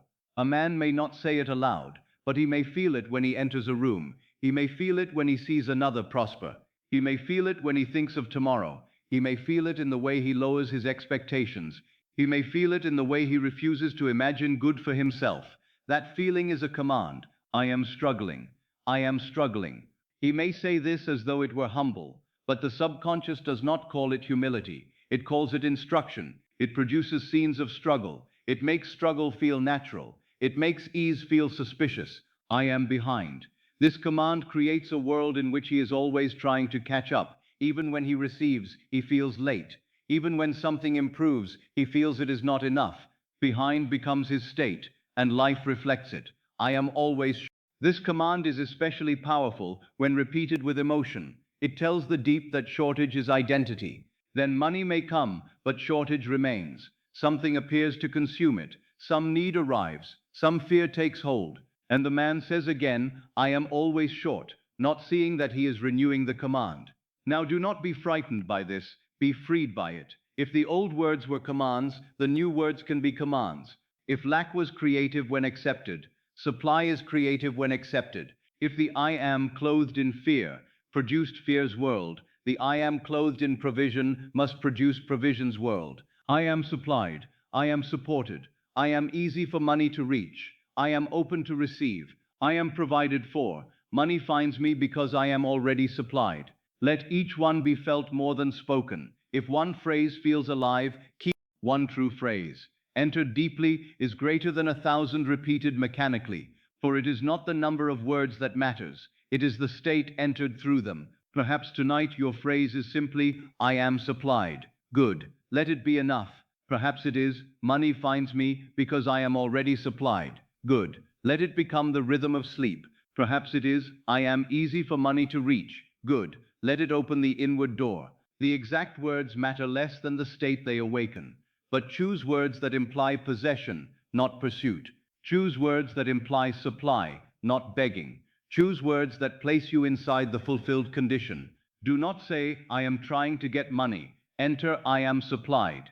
You see, the one who says, I am trying to get money, is often still identified with the absence of money. But the one who says, I am supplied, has changed. He has entered a present state, and the present state is the seed of the future fact. Now let the sacredness of I am come nearer. This is not merely a financial exercise. It is not merely a method to acquire things. It is the understanding of your own being. The same I am that you have joined to sorrow may be joined to joy. The same I am that you have joined to fear may be joined to peace. The same I am that you have joined to lack may be. It was only clothed according to the state you accepted. Tonight, you are clothing it differently, gently, quietly, faithfully. I am supplied. There is no need to argue with the old garment. There is no need to explain this to anyone. There is no need to announce a new identity before men. The creative act is done in secret. In the secret chamber of consciousness, you place the garment of supply upon I am, and the Father who sees the outer world, which is the open expression of hidden states, must eventually show what has been accepted within. So become secret tonight, become inward, become still. Let the world go on without your fear for a little while. Let the outer circumstances stand as shadows, while you return to the substance. Let the name I am be purified of the old financial commands. No more, I am poor. No more, I am always short. No more, not tonight. Tonight, I am is joined to supply. I am supplied. I am supported. I am provided for. I am easy for money to reach. Money finds the I am that feels provided for. Let your body begin to feel provided for. Let the bed beneath you become a symbol of support. It is holding you without your effort. Let the air entering your lungs become a symbol of supply. It comes and you receive. Let the darkness around you become a symbol. You cannot see all that is moving, yet the unseen is not empty. Let the quiet become a symbol of trust. You do not need to hear the bridge forming for it to form. I am supplied. As you breathe in, let the feeling be, I receive. As you breathe out, let the feeling be, I am supplied. Receive. I am supplied. Receive. I am supplied. Receive. I am supplied. There is no need to make the breath special. Let it be natural. Let the body slowly accept what the mind has resisted. Let the nervous system learn that supply is safe. Let the heart learn that receiving is allowed. Let the deep mind learn that money can find you without fear leading the way. Money finds me because I am already supplied. Now understand this. When I say I am supplied, I do not mean you must decide the exact form. You do not need to declare the channel. You do not need to dictate the person, the letter, the work, the gift, the idea, the opening. Supply has many forms. The state knows how to clothe itself. Your task is not to manage every garment. Your task is to accept the state. If you accept the state of being supplied, life will find the appropriate form. A man may think supply must come only through one door, but the state of supply is greater than one door. It may come through work, yet it may come through a repayment. It may come through an unexpected opportunity. It may come through a change in arrangement. It may come through another man's need for what you have. It may come through a bridge so natural that no one, looking from outside, would call it a miracle. But it is the lawful expression of the state. Therefore, do not narrow the source. Do not say, it must come this way. That is often fear pretending to plan. Say instead, I am supplied, and supply knows the way. Say, I am supported, and the bridge is forming. Say, I am easy for money to reach, and life knows its channels. This is a restful command. It does not exhaust you. It does not require the mind to run all night. It does not keep you awake trying to solve every path. It permits sleep. It permits trust. It permits the subconscious to receive the state without disturbance. Now let it become slower. I am supplied. Let it sink. I am supplied. Let it become less like a sentence and more like being. I am supplied. Let it rest beneath the words. I am supplied. If the old thought arises, I am not. Do not fight. Simply return. I am supplied. If a picture of lack arises, let it pass like an old dream. I am supplied. If the mind remembers a former failure, let it. If tomorrow tries to enter the room with its demands, let tomorrow wait outside. Tonight the I am is being clothed anew. You are not the old command. You are not bound to the old financial name you gave yourself.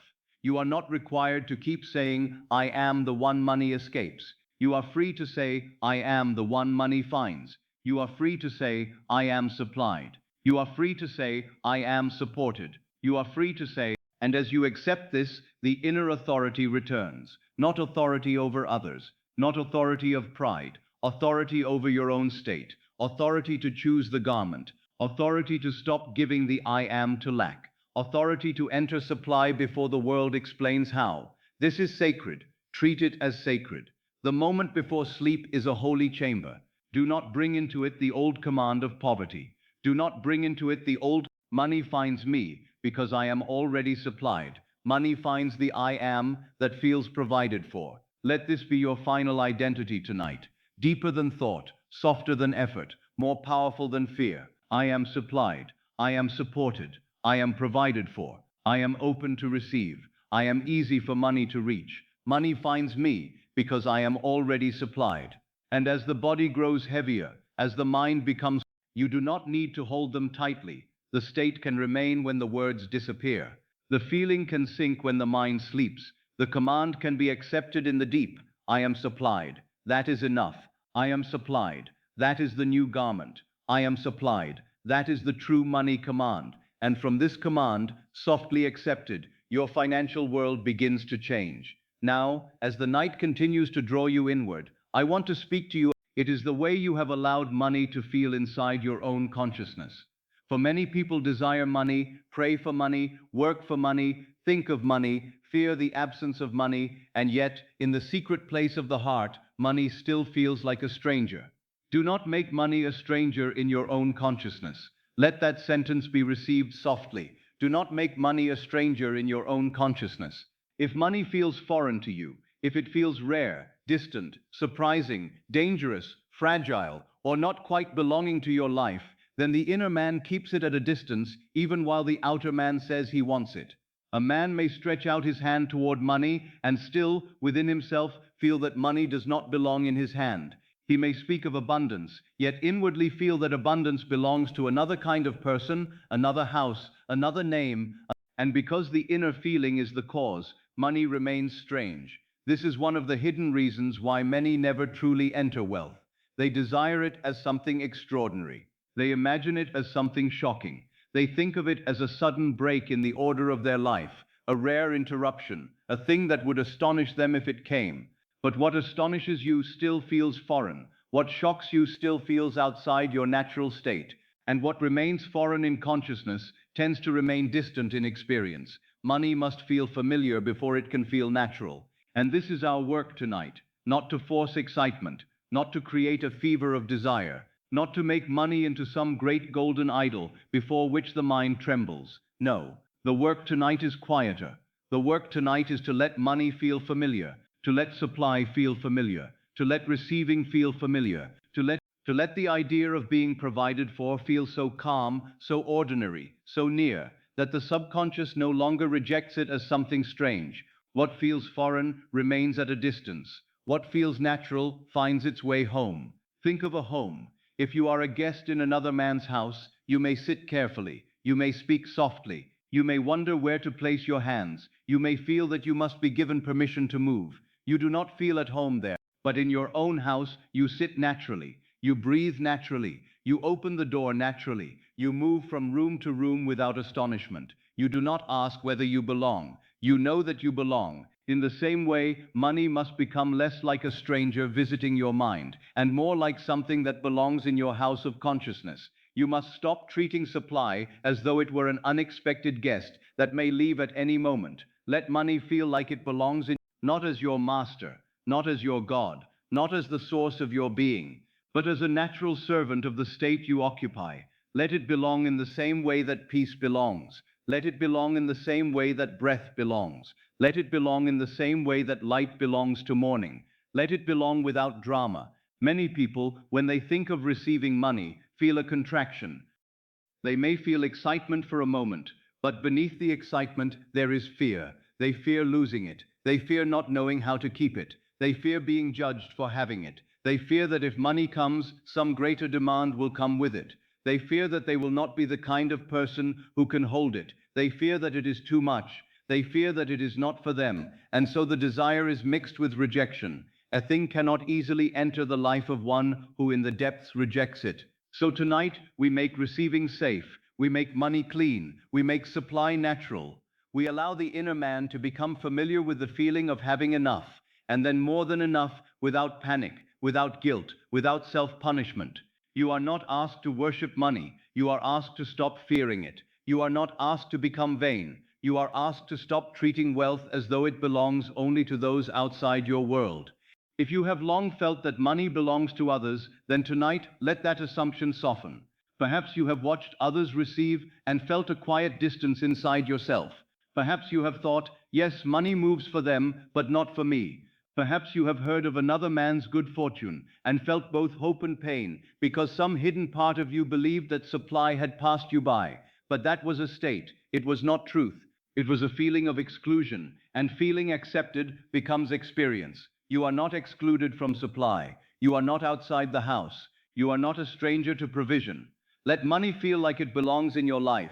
Let us begin gently. Do not imagine a great scene if it makes the mind restless. Do not force some dramatic vision. Simply allow the thought of money to come near without the body tightening. Allow the word money to be spoken inwardly without fear.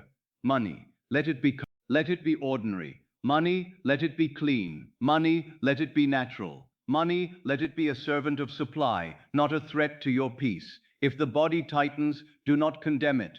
The body has learned old meanings. It may have learned that money means danger. It may have learned that money means argument. It may have learned that money means worry, shame, debt, comparison, loss, or pressure.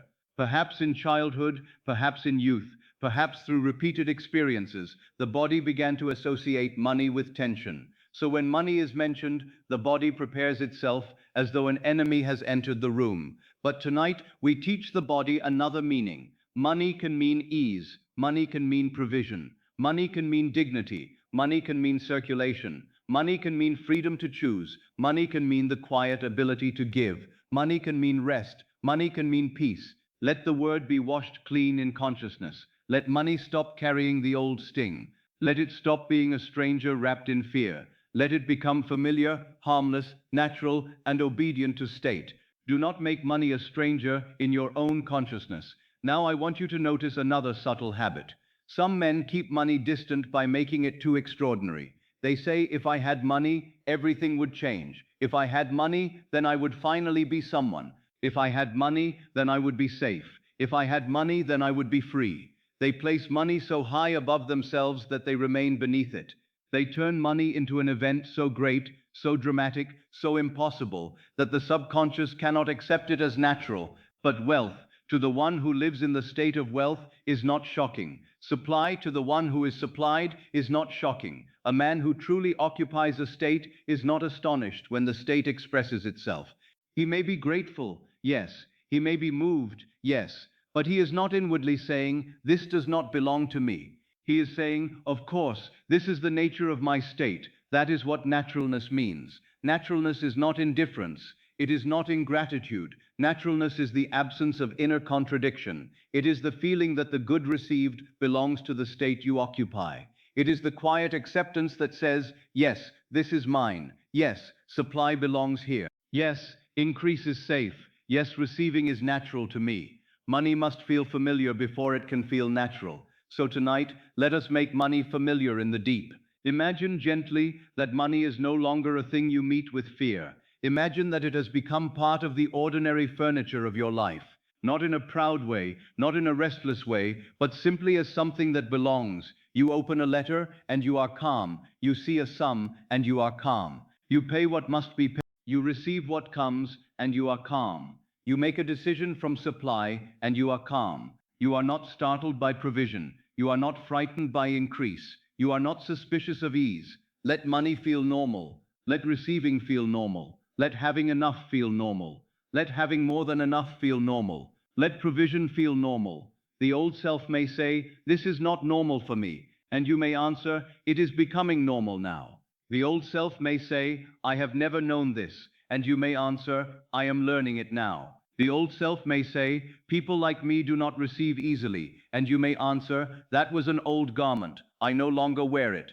Do not argue violently. Simply return to the state. Familiarity is created by return. If you wish to make a room familiar, you enter it often. If you wish a path to become natural, you walk it often. If you wish a state to become your dwelling, you return to it often. Tonight you return to supply. You return to the feeling that money belongs in your life. You return to the assumption that receiving is safe. You return to the knowledge that consciousness is source and money is one of its shadows. What feels foreign remains at a distance. What feels natural finds its way home. Let this become more than a thought. Let it be a comfort. You do not need to force money home. You need to stop making it foreign. You do not need to chase supply across the world. You need to let supply belong in consciousness. You do not need to beg wealth to choose you. You need to become the state in which wealth feels natural. Do you see the difference? The old way says, money is far, and I must reach it. The new way says, supply is within, and the shadow must follow. The old way says, I will believe I am provided for when I see it. The new way says, I accept being provided for, and what is accepted within must be seen without. The old way says, money is strange to me. The new way says, money belongs in my life because supply is my state. Now, let the phrase come again. Money finds me because I am already supplied. This phrase makes money familiar because it does not place money far away. It does not say, I shall someday become supplied if money appears. It says, I am already supplied, and therefore money finds me. Supply is first, money is second, the state is first, the form follows. This gives the subconscious a new order, not shock, not distance, not desperation, naturalness. Money finds me because I am already supplied. Feel what it implies. It implies that money can reach you. It implies that you are not hidden from provision. It implies that you are not a stranger to increase. It implies that supply belongs in your life. It implies that you need not chase money as though it lived in another world. It implies that money may come through channels that are ordinary, natural, and easy for the state to accept. Money often comes dressed in ordinary garments: a letter, a conversation, a decision, a remembered idea, a piece of work, a sudden opening, a debt settled, a value recognized, a person moved to speak, a path that had always been near but not noticed. When money feels foreign, the mind looks for it only in dramatic forms and misses the natural bridge. When money feels natural, the mind recognizes the bridge because the state is no longer resisting the form. So let money become natural enough to come ordinarily. Do not demand thunder. Do not demand spectacle. Do not demand that life prove itself in a way that excites the old self. The law often fulfills itself so naturally that when it is done, men say it would have happened anyway. They do not see that anyway is the name they give to the bridge after consciousness has moved. Let money come naturally. Let supply come by lawful means. Let the world rearrange without your panic. Let money feel like it belongs in your life. Now, perhaps there is guilt. Some feel that if money belongs in their life, they are betraying something. They think poverty is humility. They think struggle is virtue. They think ease is selfish. But I tell you, poverty is not holiness. Fear is not purity. Being supplied does not make you less spiritual. The state of supply can make you more generous, more peaceful, more able to bless, more able to act without resentment, more able to give from overflow rather than from strain. Money is not evil. Money is not holy. Money is a form. It takes its meaning from the state that uses it. In the hands of fear, money becomes a master. In the hands of vanity, it becomes a mask.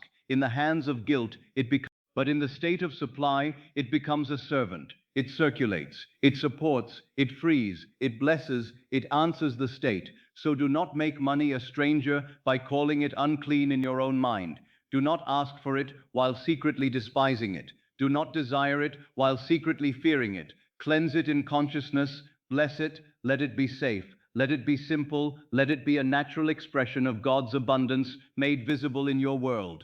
Let money feel like it belongs. Perhaps the old self says, but I do not know how to keep money. Then do not make that your identity. Say, I am learning to live from supply. Perhaps the old self says, money always disappears. Then do not repeat the curse. Say, supply is stable in me now. Perhaps the old self says, I am afraid of having more. Then answer, receiving is safe for me now. Perhaps the old self says, it is not for people like me. Then answer, I am the one money finds, because I am supplied within. You are changing the familiarity of wealth.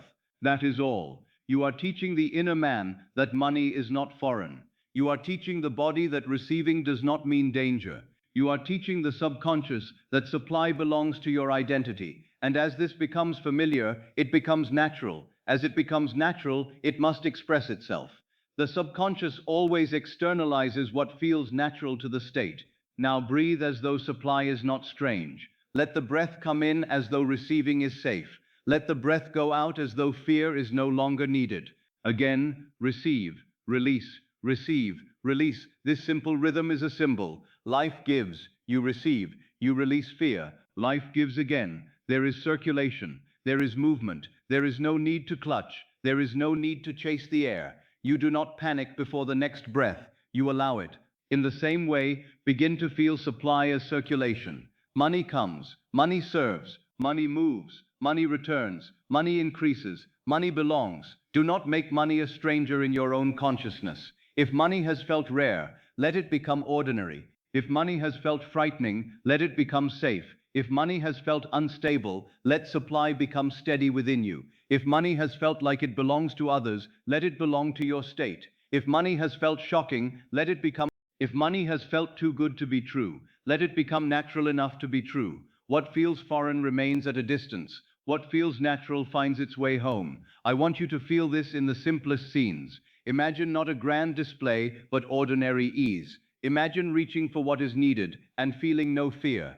Imagine seeing a letter on the table and remaining at peace. Imagine paying what is due and feeling no inward loss. Imagine receiving money and not becoming frantic, not becoming suspicious, not immediately expecting it to leave. Imagine it staying. Imagine it serving. Imagine it belonging. Imagine it as natural as any other part of your life. Now let even the image fade if it wishes to fade. Keep only the feeling. Money belongs here. Supply belongs here. Receiving belongs here. Increase belongs here. Ease belongs here. These words are not meant to excite. They are meant to normalize. They are meant to make the inner atmosphere friendly to wealth. A man does not keep out what he believes belongs. He does not resist what feels natural. He does not reject what feels safe. Therefore, let money feel safe. Let wealth feel safe. Let increase feel safe. Let being provided for feel safe. Let being seen as valuable feel safe. Let life giving to you feel safe. You may have been loyal to struggle without knowing it. Many are. They remain loyal to the old family story, the old class story, the old memory, the old voice that said, do not expect too much. They fear that if they become supplied, they will leave behind some identity, some belonging, some familiar suffering. But you are not betraying anyone by accepting supply. You are not dishonoring the past by becoming free. You are not separating yourself from love by receiving more. You are allowing the I am within you to wear a new garment. Money must feel familiar before it can feel natural. So let us make it familiar now. Money comes naturally. Money stays naturally. Money grows naturally. Money serves naturally. Money circulates naturally. Money belongs in my life naturally. Money finds me because I am already supplied. Let the words become slower. Let them feel less like instruction and more like the atmosphere of the room. You are lying in the state of supply. You are resting in the house where money belongs. You are no longer outside looking in. You are inside. You are not a guest in wealth. You are at home in supply. That is the feeling. At home in supply. At home in receiving. At home in provision. At home in quiet increase. At home in the state where money finds you. If the mind wanders, let it wander gently and return. If sleep approaches, let it come. Sleep will help make the state familiar, because the last accepted feeling sinks deeply. The conscious mind may not remember every phrase, but the subconscious receives the tone. It receives the permission. It receives the safety. It receives the naturalness. And the more natural supply becomes in the deep, the more naturally supply will seek expression in the world of form. Do not make money a stranger in your own consciousness. Let money feel like it belongs in your life. Let supply sit at the table of your imagination as something welcome. Let receiving enter the room without fear. Let increase become familiar. Let ease become familiar. Let financial peace become familiar. Let money be ordinary enough to stay. Money finds me because I am already supplied. And down let the deeper meaning remain. I do not chase a stranger. I receive what belongs to my state. I do not beg from outside. I dwell within supply. I do not make money foreign. I let money feel natural. I do not tremble before increase. I welcome provision as lawful, clean, safe, and mine in consciousness. Rest there, breathe there, let the old strangeness dissolve. Let the new familiarity deepen. What feels foreign remains at a distance. What feels natural finds its way home, and money, now becoming natural within you, begins to find its way home to the state you occupy. Now, as you rest more deeply, I want to bring the teaching out of the mind and into the body, for the body often reveals the state long before the lips confess it. A man may say, I believe I am supplied, and yet his shoulders remain lifted as though life were pressing upon him. He may say, I trust, and yet his jaw is clenched, his chest tight, his breath short, his stomach troubled by tomorrow. He may speak words of abundance, but the body may still be rehearsing lack. The body reveals the money state you are wearing. Let that be received without judgment. The body reveals the money state you are wearing. It is not your enemy. It is not betraying you. It is not standing against your desire. It is simply showing what it has been taught to expect. If you have lived long in the state of financial fear, the body has learned that state. It has learned the shape of worry. It has learned the breath of lack. It has learned the posture of being behind. It has learned the contraction that comes when money is mentioned, when a letter arrives, when tomorrow is imagined, when an obligation is remembered, and because the body has learned the old state, the body must now be invited into the new one. Let the body rehearse supply, not lack. This is important, especially now as sleep approaches. For if the mind says one thing and the body is living another, the deeper impression is divided. If the lips say, I am supplied, but the body is braced as though danger were coming, the subconscious receives the bracing, it receives the tension, it receives the silent declaration, I am not safe. But if the body begins to soften, if the breath begins to slow, if the face becomes calm, if the chest releases even slightly, then the state of supply is no longer only a thought, it becomes embodied, it becomes lived, it becomes believable to the deep. The supplied one breathes differently. He does not breathe as one pursued by tomorrow. He does not breathe as one hunted by bills, by figures, by demands, by imagined loss. His breath does not need to be dramatic. It does not need to be controlled with effort. It is simply softer, slower, less defended. It is the breath of one who knows, however faintly at first, that life is not against him. It is the breath of one who has begun to accept provision within. It is the breath of one who no longer feels that the entire world must be held together by anxiety. So now, without forcing anything, let the breath become a little easier. Do not make it a labor. Do not breathe as though you must perform relaxation correctly. Simply notice that the breath is there, coming and going, given without bargaining. You do not chase the breath, you do not plead with it. You receive it, it comes, it leaves, it comes again. There is a quiet lesson in this. Supply, in its true nature, is not strain. Supply is circulation. Supply is movement. Supply is receiving and releasing without fear. Let the breath teach the body that receiving is safe. A slow breath in, a gentle breath out. Nothing to force, nothing to chase, nothing to prove. The supplied one breathes differently. Now let the jaw soften. Many carry financial fear in the jaw. They hold their words there. They hold arguments there. They hold what they wanted to say, what they feared to hear, what they imagined might happen. The jaw becomes the gate of resistance. Let it loosen now. Let the teeth part slightly, if they wish. Let the tongue rest. Let the mouth become peaceful. You do not need to bite down upon life tonight. You do not need to hold back the future with your teeth. You are not defending yourself against supply. You are opening to it. Let the face soften. The supplied one does not wear the face of one permanently expecting bad news. The forehead may smooth, the eyes may rest behind the lids. The little muscles around the eyes may release their watchfulness. You do not need to scan the dark for danger. You do not need to keep watch over the world tonight. The watchman may sleep. The deeper self may receive. Let the shoulders drop. The shoulders often carry the weight of responsibility misunderstood. Man thinks that if he is not tense, he is not responsible. He thinks that if he does not carry tomorrow in his body, he is careless. But tension is not responsibility. Tightness is not wisdom. Fear is not provision. You can care without contracting. You can act without panic. You can provide without living as though life were always ready to strike. Let the shoulders become the shoulders of one who is supported, not abandoned. Supported, not alone. Supported, not outside supply. Let them sink into the bed or the chair beneath you. Let the body feel that it is being held. This too is an imaginal act. The body being held can become a symbol of life supporting you. The bed does not ask whether you deserve to rest. It simply holds. The night does not ask whether you have solved every problem. It simply receives you. Let this simple support become part of the new state. Money finds the body that is no longer braced against life. Hear that softly. Money finds the body that is no longer braced against life. This does not mean the body causes money by itself.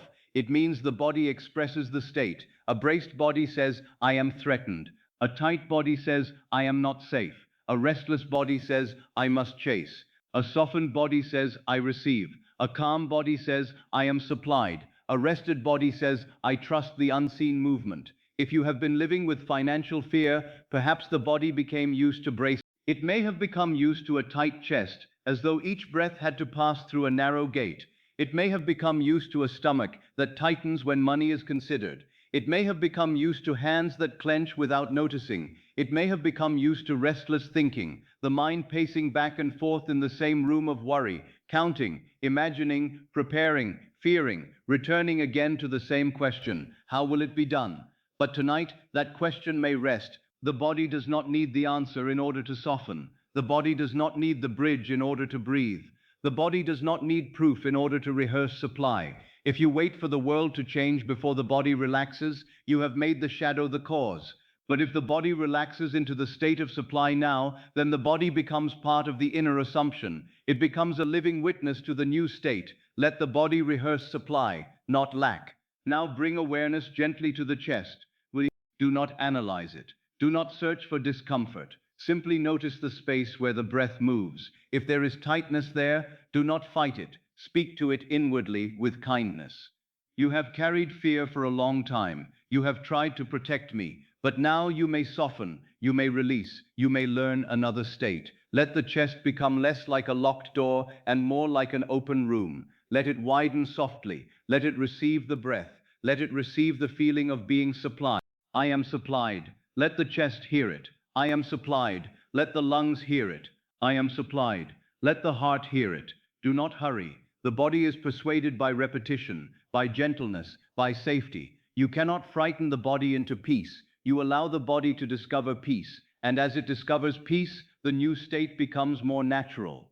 Now let awareness come to the stomach, the belly, the center where so many money fears are held. Many have felt money fear there before they ever formed a clear thought.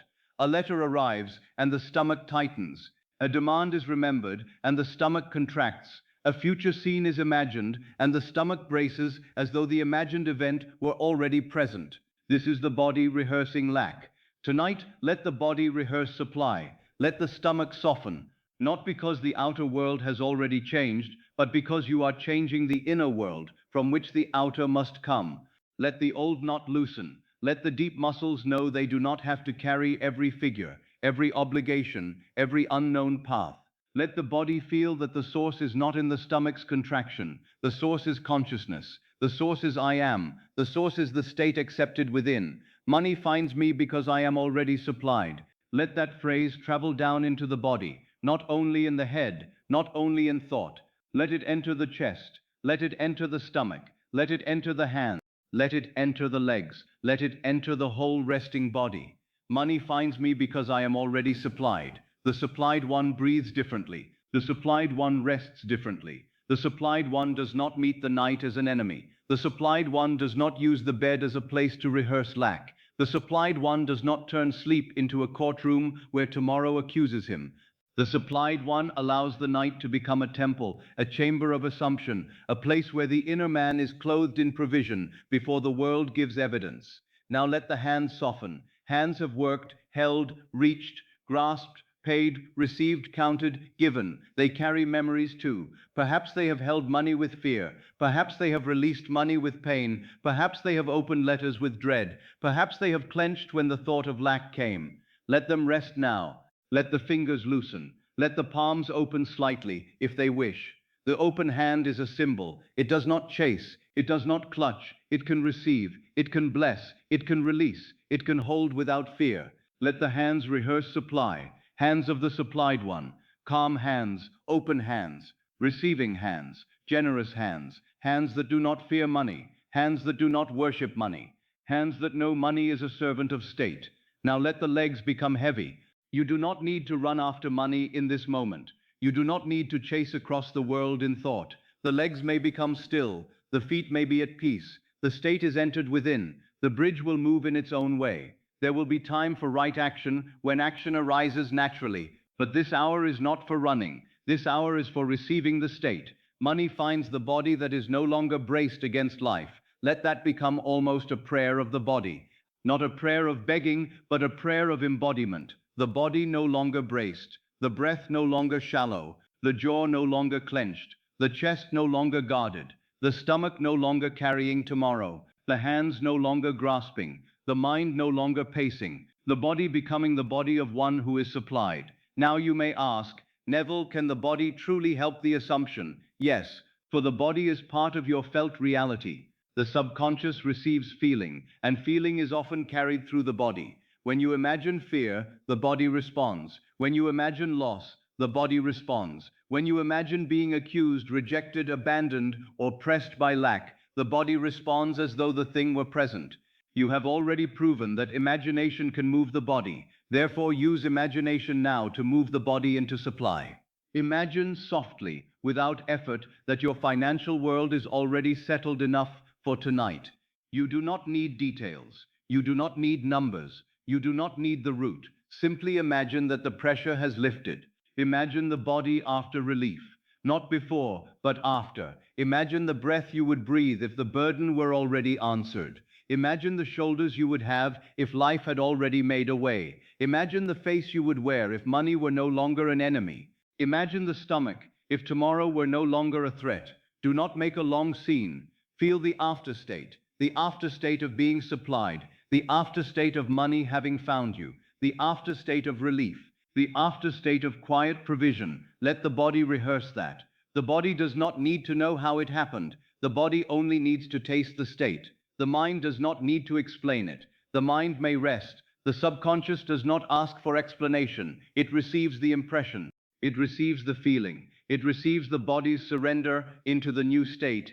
I am supplied. Let the breath answer. I am supplied. Let the shoulders answer. I am supplied. Let the stomach answer. I am supplied. Let the hands answer. Now as you rest there, consider the old body of lack. It was always leaning toward the future. It could not remain in the present because it believed the present was unsafe. It lived in what if. It lived in not enough.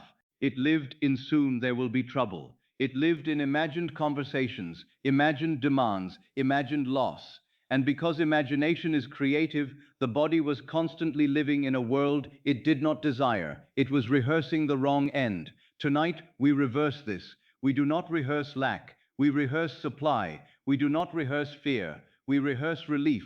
We do not rehearse chase. We rehearse receiving. We do not rehearse being behind. We rehearse being support. We do not rehearse the body of the poor state. We rehearse the body of the supplied one. The body reveals the money state you are wearing. So let this body reveal supply. Let your face reveal peace. Let your breath reveal trust. Let your shoulders reveal support. Let your chest reveal openness. Let your stomach reveal safety.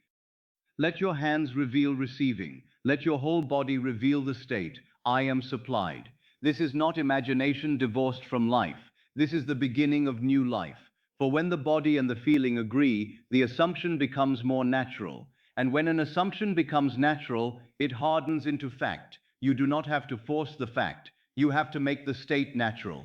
The body helps make it natural. Now let the words become slower again. I am supplied. I do not chase. I receive. I am supported. I do not brace. I breathe. Money finds me because I am already supplied. Again softer. I am supplied. I do not chase. I receive. I am supported. I do not brace. I breathe. Money finds me because I am already supplied. Let these words sink beneath thought. Let the rhythm become physical. Let the body sleep in them. Let the old nerves of fear be soothed by a new instruction. Let the deep self know. Let it be safe for money to come and stay. Let it be safe for life to provide. Some have trained the body to expect loss the moment good appears.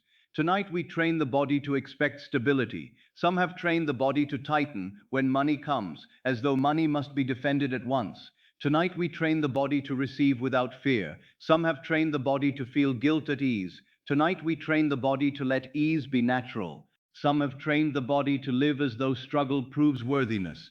Tonight we train the body to know that supply is lawful. The supplied one breathes differently. Feel that now. The supplied one breathes as though life is not chasing him. The supplied one breathes as though tomorrow is not greater than the power within. The supplied one breathes as though receiving is permitted.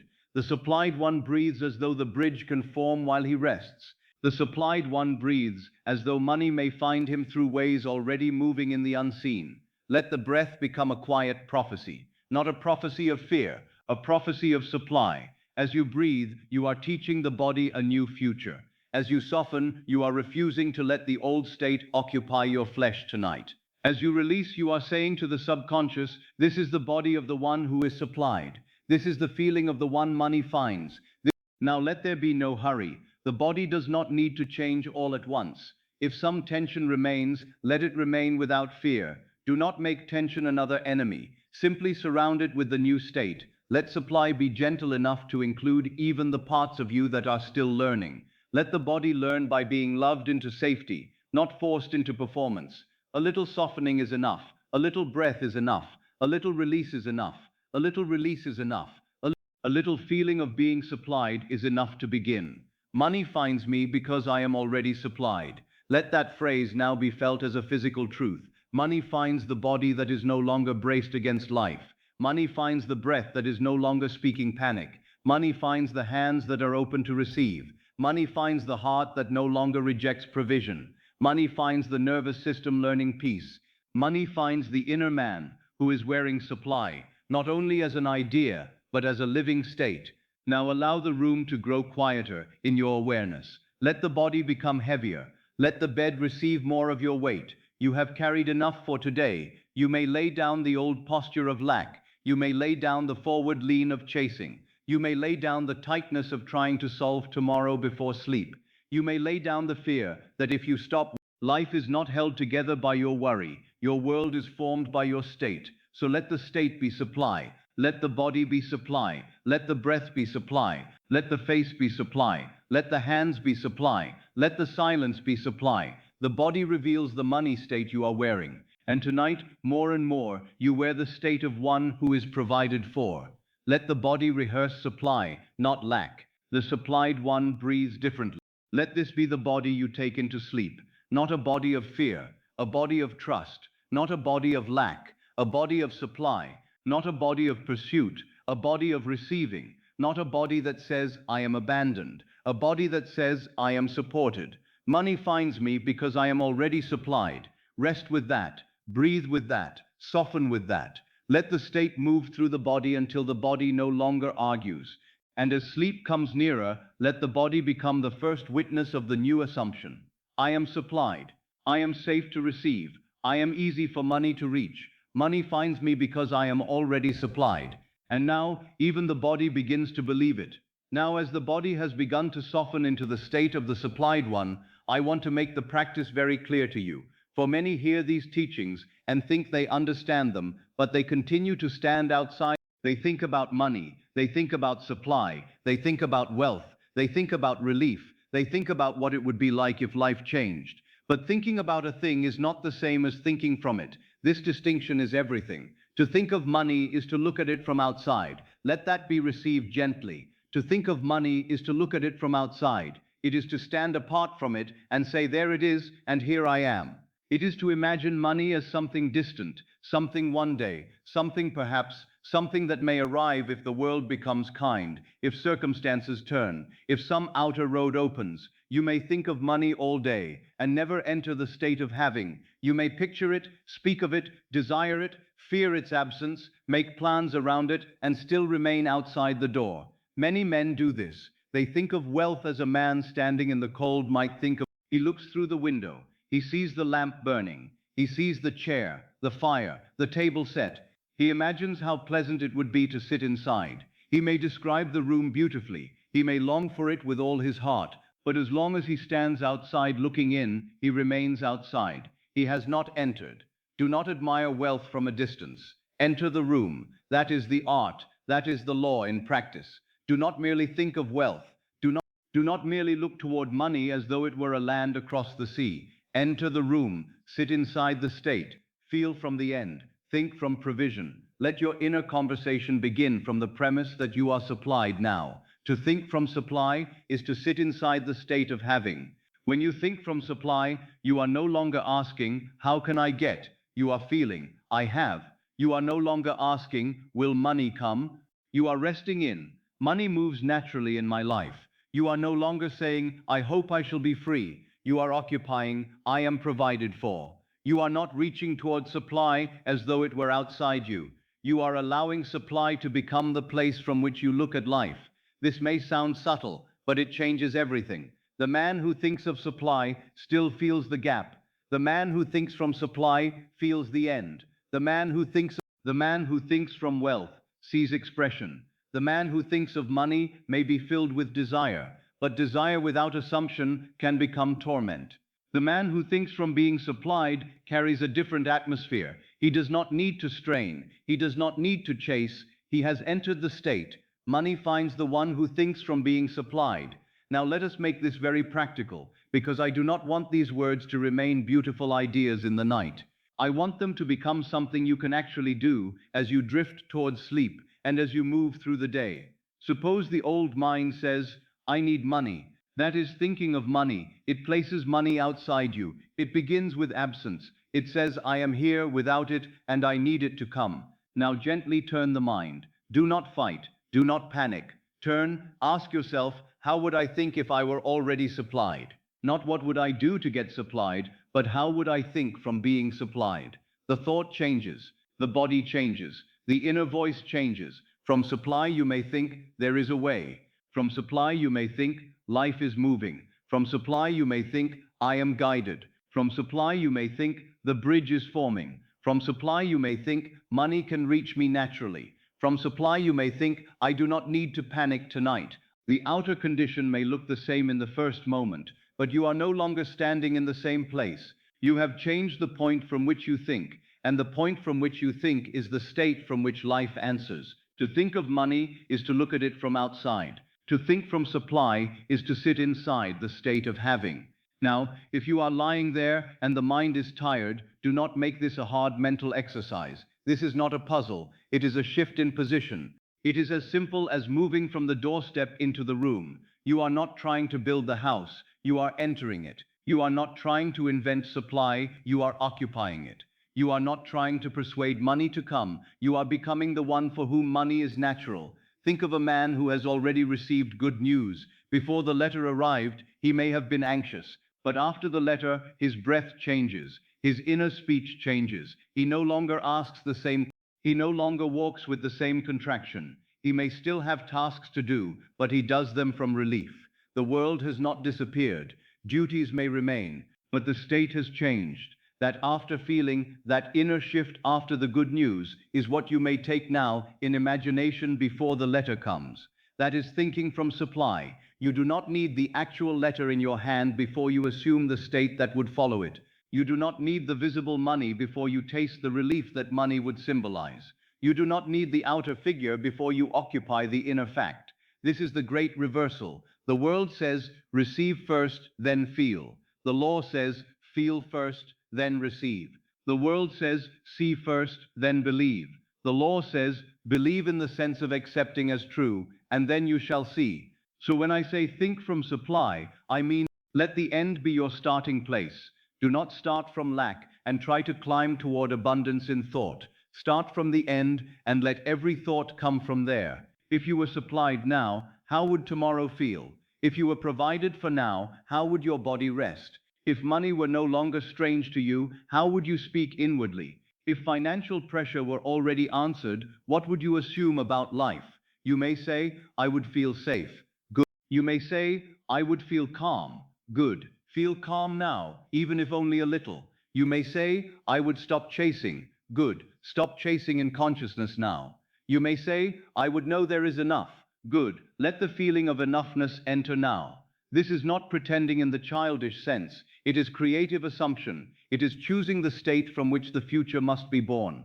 The present facts may deny it, but the present facts are. Do not ask the old creation to approve the new state. Enter the new state, and the old creation must give way. Do not admire wealth from a distance. Enter the room. Now let us take that image again. Imagine a room called supply. It is quiet. It is not noisy. It is not filled with frantic excitement. It is calm. There is a chair there, and it belongs to you. There is a table, and it is set. There is light, and it is warm. The room is within you. It has always been within you. The only reason it seemed outside was that you were thinking of it, not from it. Tonight, enter the room. Sit down inwardly, in the state of supply. Feel the peace of sitting there. Feel that you do not need to press your face against the window anymore. Feel that you are not outside looking in. You are within. You are supplied. Money finds the one who thinks from being supplied. Now from that room, from supply, from this room, tomorrow is not an enemy. It is a field through which the state may express itself. From this room, a letter is not a threat. It is part of the bridge. From this room, work is not slavery. It is one of many channels. From this room, people are not obstacles. They may be instruments of movement. From this room, an idea is not dismissed as impossible. It may be the first visible sign of the new state. From this room, this is how you practice. You enter the state and look outward from it. You do not look at the state from outside. You look at life from the state. You do not think of supply as a distant object. You think from supply as your dwelling place. You do not imagine yourself running toward money. You imagine yourself already provided for. And from that inner provision, you allow thought, mood, and action to arise. The old self may interrupt. It may say, and you may answer, that is thinking from the old evidence. It may say, but I must be realistic. And you may answer, the deepest realism is that consciousness is cause. It may say, but what if nothing happens? And you may answer, that question belongs to the state of waiting. You do not have to argue long.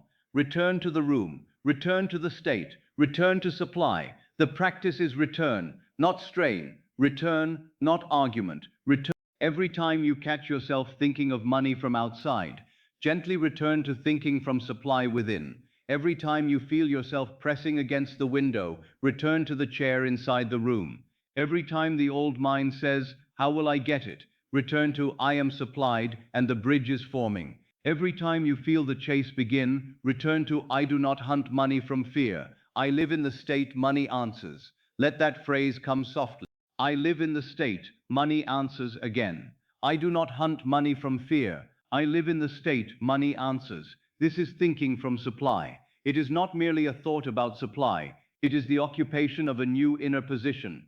And when the inner position is occupied faithfully, life must bring forth its corresponding circumstances. The outer does not have an independent life of its own. It reflects the state. Now there is another way to understand this. When a man thinks of supply, he often thinks of the means. He says, will it come from this person? Will it come from this work? Will it come by this letter? Will it come tomorrow? Will it come next month?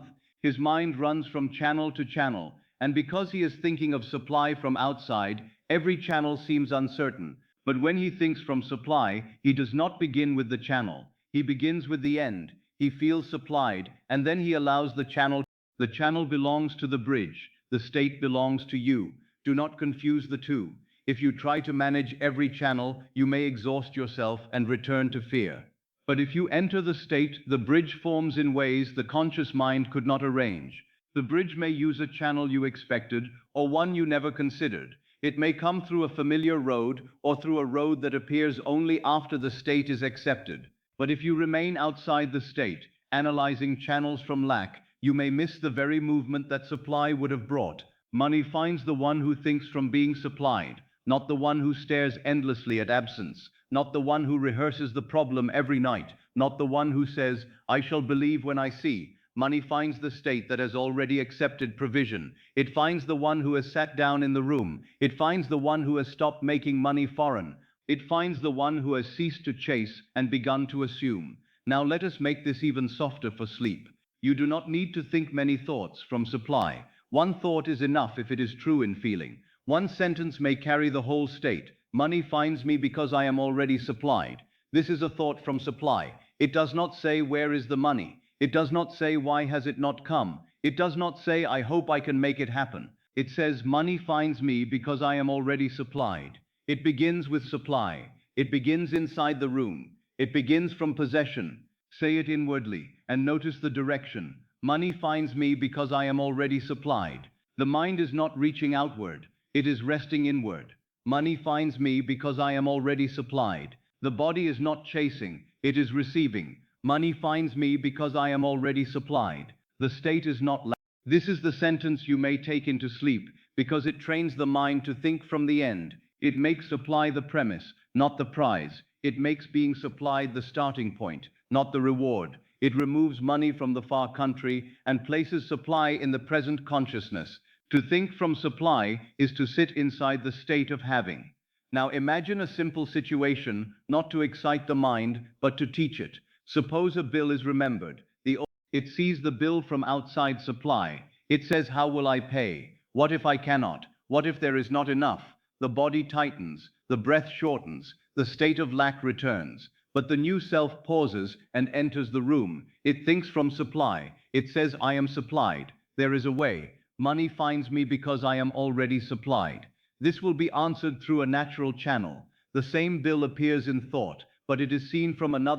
The old self thinks of money and says, I cannot have that. It is not for me. I must wait until life changes. But the new self thinks from supply and says, if this belongs to my fulfilled state, the way will appear. I do not make money a stranger. I do not close the door before the bridge forms. I am supplied, and my world is arranging itself. Or suppose the day brings uncertainty. The old self thinks of supply and feels distance. The new self thinks from supply and feels inner steadiness. It does not need to know all. It knows the state, and the state, if persisted in, knows the way. This is practical. This is how the law is lived, not only in a great imaginal act at night, but in the small movements of inner speech. You are always thinking from some state. You are either thinking from lack or from supply, from fear or from trust, from pursuit or from possession. The question is not whether you are using imagination. You are always using it. The question is, from where are you using it? Tonight, choose the place, choose supply, choose the room, choose the end, choose the inner position of one who already has enough. Let that phrase, enough, become gentle, enough, not as limitation, but as relief. Enough means you are not in danger. Enough means the pressure has lifted. Enough means the body. Enough means the mind does not have to chase in the dark. Enough can grow into more than enough, but begin with enoughness, because enoughness is often the first doorway out of fear. I have enough in consciousness. I am supplied within. Money finds me naturally. I sit inside the state of having. Let the body feel the difference between looking from outside and sitting within. Outside feels cold, distant, longing, strained. Inside feels warmer, calmer. Outside says when. Inside says now. Outside says how. Inside says the way is forming. Outside says I hope. Inside says I am. Outside says I need. Inside says I have in consciousness. And what is held in consciousness must, if persisted in, become fact. Do not admire wealth from a distance. Enter the room. Now enter it more deeply. You are in the room of supply. This is your inner dwelling. The state belongs to you because all states are available to the I am. You do not need to earn the right to imagine. You do not need permission to assume. The creative power is already within you. The room is within you. Enter. Sit in supply. Breathe in supply. Think from supply. Let tomorrow be seen from supply. Let money be seen from supply. Let your body be seen from supply. Let your choices be seen. Money finds the one who thinks from being supplied. And as you think from being supplied, your thoughts begin to change without violence. The mind becomes less hostile to receiving. It becomes less addicted to fear. It begins to notice possibility. It begins to expect movement. It begins to believe that life can support you. And then the outer world, slowly or suddenly, naturally or unexpectedly, begins to reflect the new thought, because the new thought is not, it is thought from a new state. This is why you need not exhaust yourself tonight. You need not think of every detail. You need not build a long story. You need not imagine every coin, every letter, every road. Enter the state. Sit inside. Let one or two thoughts arise from there. Let one sentence become true enough to soothe you. Money finds me because I am already supplied. Again, money finds me because I am already supplied. Now hear it from inside the room. Money finds me because I am already supplied. Let it feel less like a hope and more like a description. Let it feel less like a request and more like an atmosphere. Let it feel less like words and more like the place from which you rest. To think of money is to look at it from outside. To think from supply is to sit inside the state of having. You are inside now. You are not outside the window. You are not standing in the cold. You are not begging. You are not admiring wealth from a distance. You have entered the room. You are sitting in supply. You are breathing in supply. You are allowing money to find the state that already feels provided for. Let this become simple. Let it become sleepy. Let the mind stop trying to understand and begin to dwell. Dwelling is greater than analysis. You do not analyze a chair before sitting in it. You sit. You do not analyze a house before resting beneath its roof. You enter. You do not analyze supply forever. You occupy it. Occupy supply now. Money finds me because I am already supplied. Let the phrase slow down. Money finds me because I am already supplied. Again, money finds me because I am already supplied. And now let the words fade, if they wish. Keep only the position, the inner position, the feeling of sitting inside the state of having, the feeling of no longer looking toward money, the feeling of money belonging to your world because supply belongs to your consciousness. This is the practice. Return to the room. Think from supply. Rest as one who has. Let money find the state. And as sleep draws nearer, remember only this. You do not need to look at wealth from a distance. You may enter the state now, and the state you enter within becomes the world you meet without. Now, as you continue to rest in this quiet hour, I want you to understand why the night is so precious, why the moments before sleep have always held a secret power. For when the day is loud, man is often governed by appearances. He moves among faces, duties, letters, accounts, obligations, voices, and facts. He sees what is before him and calls it final. He looks upon a circumstance and says, "This is what I am." He looks upon a demand and says, "This is what controls me." And because the senses are awake and active, they seem to possess authority. But at night something begins to change. The eyes grow tired. The body becomes heavy. The senses lose their sharp command. The world that seems so solid in the morning begins to soften at the edges. The voices of the day grow distant. The figures that troubled you lose some of their force.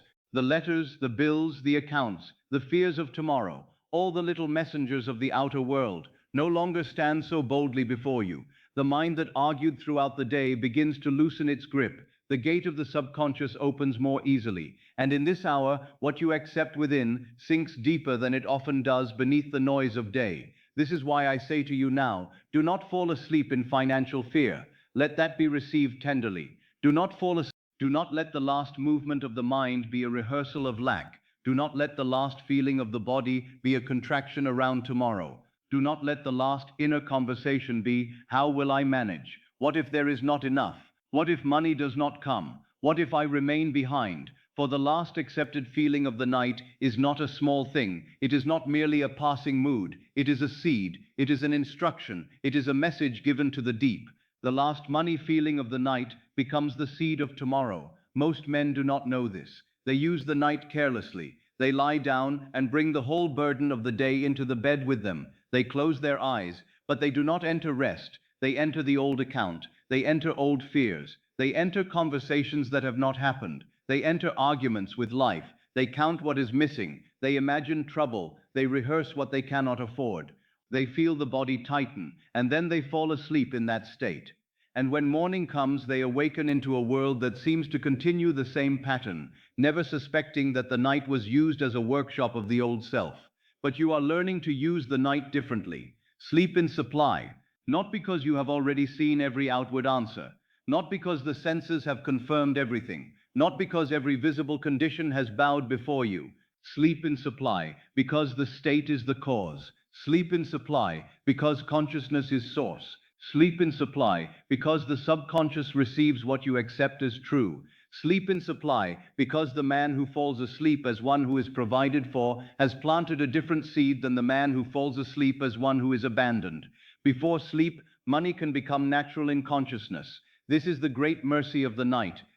During the day, money may have seemed hard, tense, foreign, urgent, or far away. During the day, the facts may have argued. During the day, the old habit may have returned. During the day, the eyes may have seen appearances, and the mind may have been tempted to believe them. But now, before sleep, money can become natural in consciousness. Supply can become familiar. Receiving can become safe. The body can rehearse being provided for. The inner man can sit in the room of having and no longer look at wealth from outside.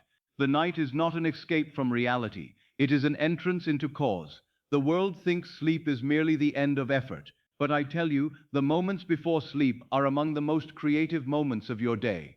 For then the outer senses withdraw, and the inner feeling becomes more powerful. Then the watchman of reason becomes drowsy. Then the arguments of the day lose some of their sharpness. Then the subconscious, which is faithful, receives the impression more deeply. And whatever you impress upon it as feeling, as reality, as naturalness, must in time seek expression. This is why I have always taught the state akin to sleep. Not because sleep itself is magic, but because in that drowsy borderland the mind is less divided. You are neither fully awake in the hardness of the senses, nor fully asleep beyond direction. You are soft, you are receptive, you are inward. And in that inward softness, an assumption can be accepted more easily than in the noise of the day. So tonight, I ask you to treat this hour as sacred. Do not bring the old fear into it, as though fear had the right to command your night. Do not bring the old story into it, as though yesterday were more powerful than imagination. Do not bring the old financial name into it, saying, I am poor, I am behind, I am struggling, I am always short. These are commands. These are almonds placed upon I am, and if you sleep in them, you carry them into the deep. Instead, before sleep, place another garment upon the I am supplied, I am supported, I am provided for. Money finds me because I am already supplied. Let that be the final clothing of consciousness tonight. Let that be the robe you wear into sleep. Let that be the instruction given to the deep. If the mind forgets the words later, it does not matter. The feeling is what matters. If you fall asleep before the practice feels complete, it does not matter. Sleep itself will carry the last accepted state downward. The conscious mind may stop listening, but the deep hears in its own way. The last money feeling of the night becomes the seed of tomorrow. Therefore, do not give tomorrow the seed of fear. Do not give tomorrow the seed of lack. Do not give tomorrow the seed of panic. Do not give tomorrow the seed of chasing. Give tomorrow the seed of supply. Give tomorrow the seed of being supported. Give tomorrow the seed of money becoming natural. Give tomorrow the seed of quiet financial ease. This does not require a long effort. A seed is small. A state may begin as a slight shift. A little relief can be enough. A softer breath can be enough. A small inner consent to supply can be enough. You do not need to lie awake forcing a picture until the body becomes tense again. That would only be another form of striving. The night does not ask you to strive. The night invites you to receive. Sleep in supply. Let those words become simple. Sleep in supply, not sleep in worry, not sleep in calculation, not sleep in regret, not sleep in the old scene of money escaping. Sleep in supply. Sleep as one who is already being provided for. Sleep as one for whom the bridge is forming beyond the sight of the senses. Sleep as one who does not need to know every channel, because consciousness is source, and source knows all channels. Perhaps you have thought that you must solve everything before you are allowed to rest. That is the old belief of the world. It says, you may rest when the outer condition is finished. But the law teaches the opposite. It says, rest in the fulfilled state, and the outer condition will be drawn toward completion. Rest is not weakness when it follows assumption. Rest is the sign that you have placed the cause where it belongs. A man who sleeps in fear tells the subconscious This fear is real. Continue it. A man who sleeps in supply tells the subconscious, this provision is real. Express it. And the subconscious, faithful servant that it is, does not argue with either man. It receives, it accepts, it produces according to the impression. So now, let the outer facts lose some authority. Let the bill lose its throne. Let the account lose its voice. Let tomorrow lose its threat. Let the old memory lose its command. Let the body become heavy, and as the body becomes heavy, let the state become simple. I am supplied. Money finds me. I sleep in supply. I am provided for. The bridge is forming. Let the phrases be soft. They are not meant to wake you. They are meant to carry you. They are not meant to excite the mind. They are meant to quiet it. They are not meant to make you strain for belief. They are meant to gently introduce the feeling of naturalness. Before sleep, money can become natural in consciousness. Before sleep, supply can become your atmosphere. Before sleep, receiving can cease to feel like a shock. Before sleep, the old fear can be replaced by a new familiarity. The world of the day may have trained you to think of money as urgent. The night can retrain you to feel money as natural. The day may have shown you appearances. The night can return you to cause. The day may have stirred anxiety in the body. The night can teach the body another state. The day may have made you feel that you must chase. The night can teach you to receive. Do not fall asleep in financial fear. If fear comes, do not wrestle with it. Wrestling keeps the mind awake. If fear comes, let it pass through a larger state. Say inwardly, this is the old state, and I do not need to sleep in it. If an image of lack appears, do not fight it. Let it be like a cloud crossing the moon. The moon remains, the state remains. Return to the feeling, I am supplied. If the mind asks, but how? Answer gently, the bridge is not my labor tonight. If the mind asks, but when? Answer, the state is accepted now. If the mind asks, but what if? Answer, I sleep in supply. The awakened person sleeps in provision. He does not sleep as one begging. He does not sleep as one counting lack. He does not sleep as one abandoned by the source. He sleeps as one who has entered the state. He may not yet know the outer route, but he knows the inner fact. He may not yet see the visible movement, but he has accepted the invisible cause. He may not yet hear the footsteps of the bridge, but he knows the bridge begins in assumption. Sleep in supply. Let the body feel the meaning of those words. Let the head rest. Let the eyes soften. Let the jaw loosen. Let the chest release. Let the stomach unclench. Let the hands become open. Let the legs become heavy. You are not running after money now. You are lying in the state where money finds you. You are not chasing across the world. You are entering the deep. You are not bargaining with shadows. You are returning to the substance of supply. The last money feeling of the night becomes the seed of tomorrow. So choose the seed. Choose it gently. Choose it without effort. Choose it as one placing a small seed into dark, rich soil. You do not shout at the seed. You do not dig it up to see whether it understands you. You place it there and you trust the law of growth. In the same way, place the feeling of supply into sleep. Place the quiet assumption there. Place the sentence there. Money finds me because I am already supplied. Then let it go down into the deep. The soil is sleep. The seed is supply. The harvest belongs to the law. Do not use the final moments of consciousness to review the old financial story. Do not count all the reasons why the desire seems difficult. Do not rehearse what others have said. Do not imagine another delay. Do not fall asleep as the one who is always behind. That is not humility. That is not realism. That is planting lack in the most fertile hour. You are free to plant something else. I am supplied. I am supported. Money finds me naturally. I am easy for money to reach. I sleep in supply. Now, let the words begin to slow, as though they are drifting farther down inside you. I am supplied. A breath. I am supported. A breath.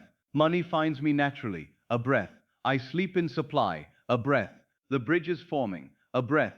I do not chase. I receive. This is how the night becomes sacred. Not because of ceremony. Not because of noise. Not because of many words. The night becomes sacred when you give it the state you desire to see born. The night becomes sacred when you stop using the darkness to fear and begin using it to assume.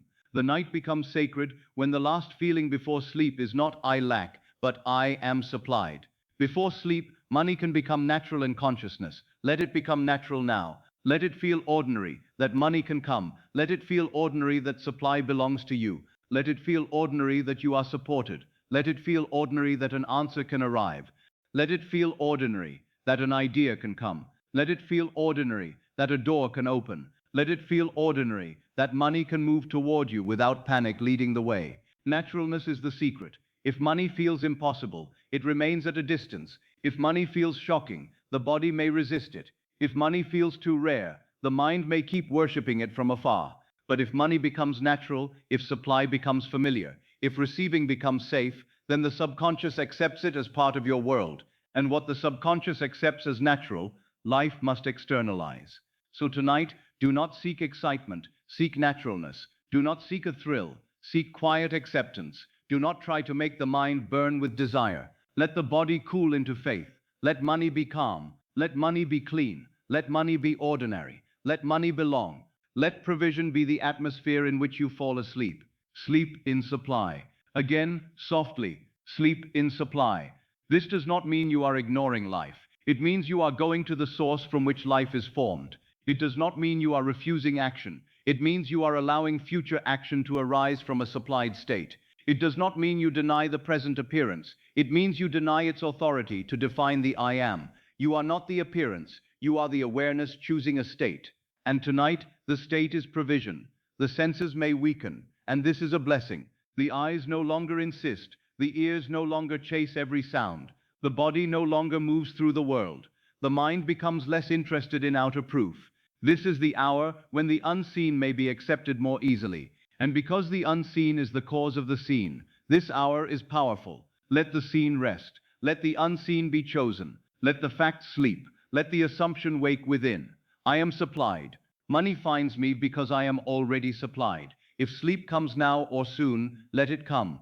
Do not try to remain awake to complete the lesson. Sleep is part of the lesson. If you fall asleep in supply, the lesson continues beneath the surface. If the words fade and only a feeling remains, the feeling is enough. If even the feeling becomes a soft absence of fear, that is enough. A quiet absence of fear may be the first form of financial faith the body can accept. Do not fall asleep in financial fear. Sleep in supply. The last money feeling of the night becomes the seed of tomorrow. Before sleep, money can become natural in consciousness. Let these four truths become one gentle movement. You do not fall asleep in fear. You sleep in supply. The feeling becomes a seed. Money becomes natural within. Then the deep mind takes what has been accepted and begins to arrange, to move, to form, to guide, to open, to awaken, to externalize. You need not know how. The seed does not know the branches. The branch does not know the fruit. The law knows. You plant, you rest, you receive. Now, as the night deepens, imagine that all financial fear is becoming too tired to continue. It has spoken long enough. It has argued long enough. It has stood guard long enough. You do not need it to protect you tonight. You have a greater protection, the state of supply. You have a greater intelligence, the subconscious impressed with the wish fulfilled. You have a greater source, consciousness itself. Let the fear lie down. Let the old calculations fade. Let the pressure of tomorrow soften. Let the body become heavy with provision. Let the mind become quiet with trust. Let the heart become open to receiving. I am supplied. I sleep in supply. Money finds me naturally. Money finds me because I am already supplied. The bridge is forming while I rest. Again slower. I am supplied. I sleep in supply. Money finds me naturally. Money finds me because I am already supplied. The bridge is forming while I rest. This is the sacred use of sleep. You are not escaping your desire. You are entering its fulfilled state. You are not forgetting money. You are making money natural. You are not avoiding the world. You are changing the state from which the world must be met. You are not helpless in the night. The night is helping you enter the cause. Sleep in supply. Let it be the instruction. Sleep in supply. Let it be the seed. Sleep in supply.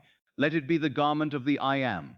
And if the last clear thought you remember tonight is simply, I am supplied, then let that be enough. If the last soft feeling is relief, let that be enough. If the last breath is a little slower, a little more trusting, let that be enough.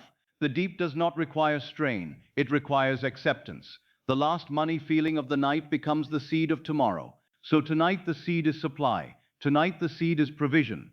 Tonight the seed is receiving. Tonight the seed is money becoming natural. Tonight the seed is the state where money finds you. Rest there, breathe there, sleep there, and let the deep mind receive what the waking mind no longer needs to argue. I am supplied. Money finds me because I am already supplied. The night receives the command, the subconscious receives the state, and tomorrow begins to be formed from the feeling you sleep in now. Now, as you rest in the fulfilled state, as the sentence and the scene have begun to carry the feeling of supply deeper within you, I want to speak to you about something the reasoning mind always tries to control, and yet never truly understands. I want to speak to you about the way money finds you once the state has been accepted. I want to speak to you about the bridge, for when a man hears that he must assume the state of being supplied, he often feels a little peace for a moment, and then the old mind returns with its ancient question. It says, but how? It says, by what road? It says, through whom? It says, when will the letter come? Who will speak? What shall I do? Which door must open? And if he is not watchful, he leaves the state of supply and enters again the state of management, anxiety and pursuit.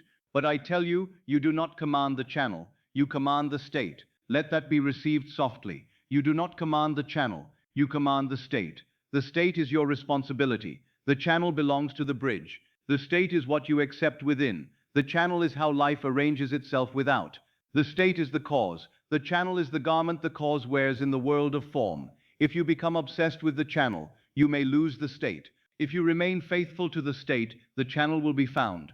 Money knows many roads. Money knows many roads. Do not imprison it in one road. Do not say it must come through this one person. Do not say it must come through this one work. Do not say it must come by this one letter, this one arrangement, this one plan, this one method. That is often fear pretending to be wisdom. It is the conscious mind trying to build the bridge from the beginning, when the bridge is built from the end. When you accept the end, life begins to move. But it often moves in ways so natural, so ordinary, so human, that the sleeping mind calls it coincidence. A thought comes, a letter arrives, a man speaks a word, a forgotten matter is remembered, a debt is settled, a new arrangement appears, an opportunity presents itself in simple clothing, something delayed begins to move, a conversation changes direction, a decision feels suddenly clear, a door that seemed closed is approached from another side. Money often arrives dressed as ordinary life. This is why you must not demand spectacle. Many miss the bridge because they expected the answer to appear with thunder. They expected life to announce itself dramatically. They expected the world to prove the law in a manner so strange that even doubt would be forced to bow. But the law does not need to perform, it fulfills. And very often it fulfills in such natural ways that after the fact, the reasoning mind says, perhaps it would have happened anyway. That is how natural the bridge can be. But I tell you, the bridge is not accidental. The bridge is the movement of the state through the world of appearances. The state of supply builds its own bridge. The state of supply builds its own bridge. Not the state of panic, not the state of chasing, not the state of begging, the state of supply. Once supply is accepted, once the inner man feels provided for, once money is no longer foreign, once the body begins to rest as one who has, then life begins to reorganize around that inner fact. It may not happen in the way the old mind imagined, because the old mind could only imagine from lack. It could only plan from what it already knew. But the deeper mind, the creative power, knows roads the conscious mind has never walked. This is why I ask you tonight to release the channel, not release the desire. Release the channel. Do not release the fulfilled state. Release the need to dictate the path. Do not release the feeling of being supplied. Release the anxious demand to know how supply must appear. There is a difference between faith and vagueness. Faith is not a vague hope that something may happen. Faith is loyalty to the end while the bridge remains unseen. A seed beneath the soil does not need to know the shape of the branch. It does not need to inspect the future leaf. It does not ask how the rain will come, how the sun will reach it, how the earth will feed it. It rests in the law of growth. In the same way, when the state is planted in the deep, the bridge begins in the unseen. You may not see the first movements. You may not recognize the earliest rearrangements, but movement has begun because the state has been accepted. Money knows many roads. Perhaps money finds you through an idea that seems simple, an idea that arrives while walking, while resting, while speaking with another, while reading a letter, while performing an ordinary task. The idea may not appear dressed as wealth at first. It may appear as a small nudge, a thought to write, a thought to ask, a thought to look again, a thought to offer something, a thought to change direction. If you are in the state of lack, you may dismiss it. If you are in the state of supply, you may recognize it as part of the bridge. Perhaps money finds you through a person. A man may speak one sentence and not know he has been moved in your bridge. A woman may mention an opening, an opportunity, a need, an arrangement, a name, a place, and to her it seems casual. But to you, from the state of supply, it becomes meaningful. You are not manipulating people. You are not forcing anyone. The bridge of incidents moves all naturally. People are moved by states in ways they do not see. Life brings together what belongs to the assumption accepted within. Perhaps money finds you through a letter delayed, a letter forgotten, a letter containing news you did not expect, a letter that changes an arrangement, settles an old matter, brings an invitation, confirms a decision, or opens a new road. The world may say, the letter was the cause, but you will know better. The letter was a garment. The state was the cause. Perhaps money finds you through work, but work no longer feels like slavery to lack. It may be the same work approached from another state, or new work arising naturally, or a form of service you had not considered. It may come as a request for your skill, your time, your knowledge, your presence, your value. But because the state has changed, you meet it differently. You do not say, this must save me. You say, this is one road through which supply may move. The same action from a different state becomes part of a different world. Perhaps money finds you through a gift, and if it does, receive without guilt. Do not say, I cannot accept. Do not reject the bridge, because it comes gently. Do not imagine that supply must always be earned through pain in order to be lawful. Life may give through many forms. A gift may be one of them. Receiving is not weakness. Receiving is part of circulation. If the gift is natural, accept it naturally. The state of supply knows how to receive. Perhaps money finds you through a forgotten opportunity. Something you once considered returns. Someone you once knew speaks again. A possibility once overlooked becomes clear. A value you possessed but did not honor begins to show its usefulness. A thing lying dormant in your world suddenly becomes active. The bridge may use what was already near you, but unseen by the old state. Perhaps money finds you through sudden clarity. This is one of the most beautiful roads. You may have been confused for a long time, unable to choose, unable to decide, unable to see the next step. Then, after sleeping in the state of supply, the mind becomes quiet enough to hear. What was tangled becomes simple. What seemed impossible becomes direct. You know what to do, not in panic, but in calm. That clarity itself is money beginning to find you, because the state is now thinking through you. Perhaps money finds you through resolution. An old burden changes. A debt is arranged differently. A pressure is lifted. An agreement is reached. A misunderstanding is corrected. A delay ends. Something that seemed heavy becomes manageable. Do not despise these forms. Money finding you is not always only money appearing as coins or notes. Sometimes supply first appears as relief, order, space, time, favor, solution, or release. These are forms of provision too. Perhaps money finds you through an unexpected channel entirely, and this is why you must not bind the law to your little map. The conscious mind knows only the roads it has already seen. The deeper mind knows the whole field. It can move by roads unknown to your present awareness. It can arrange meetings, timing, remembrance, impulse, and outer circumstance in a way no waking plan could have produced. This is why I say, do not ask how with fear. The how is often the final veil before fulfillment. You do not command the channel, you command the state. Now, this does not mean you become passive in the foolish sense. If action arises naturally, you act. If a letter must be written, you write it. If a door must be approached, you approach it. If an idea comes with calm authority, you honor it. If a conversation opens, you enter it. But you do not act from panic. You do not run as one abandoned. You do not say, this one channel must work, or I am lost. That is not supply. That is fear returning through action. When the state of supply builds its bridge, action often feels ordinary.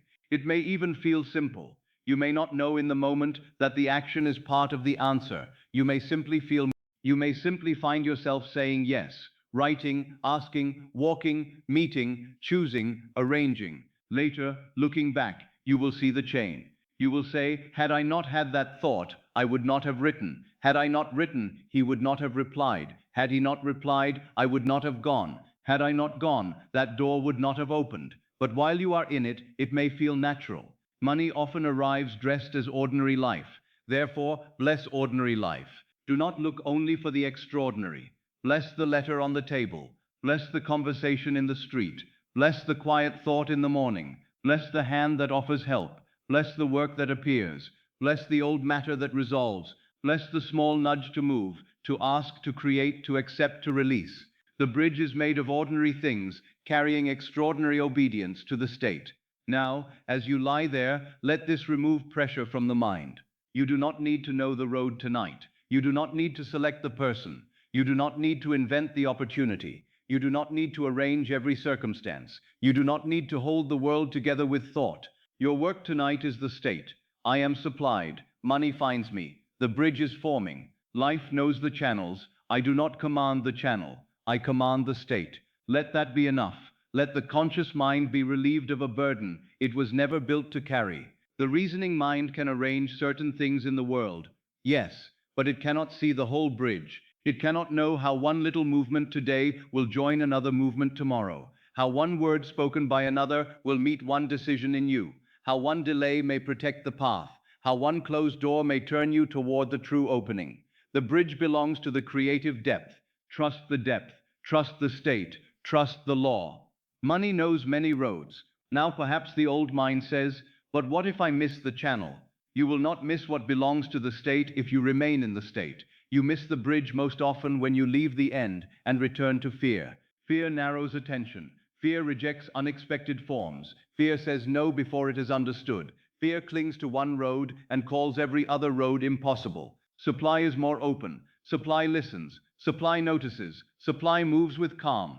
Supply recognizes the bridge because it is not blinded by panic. So remain in supply and you will be led naturally. You will not need a sign written in the heavens. You will feel the naturalness of the next step. You will be drawn, moved, nudged, reminded, invited, and because the state is supply, you will not make an idol of any one step. You will take the step and remain in the end. The state of supply builds its own bridge. Let us feel this now as a kind of inward rest. Imagine the fulfilled state has been accepted. Money has already found you in consciousness. The scene has been planted.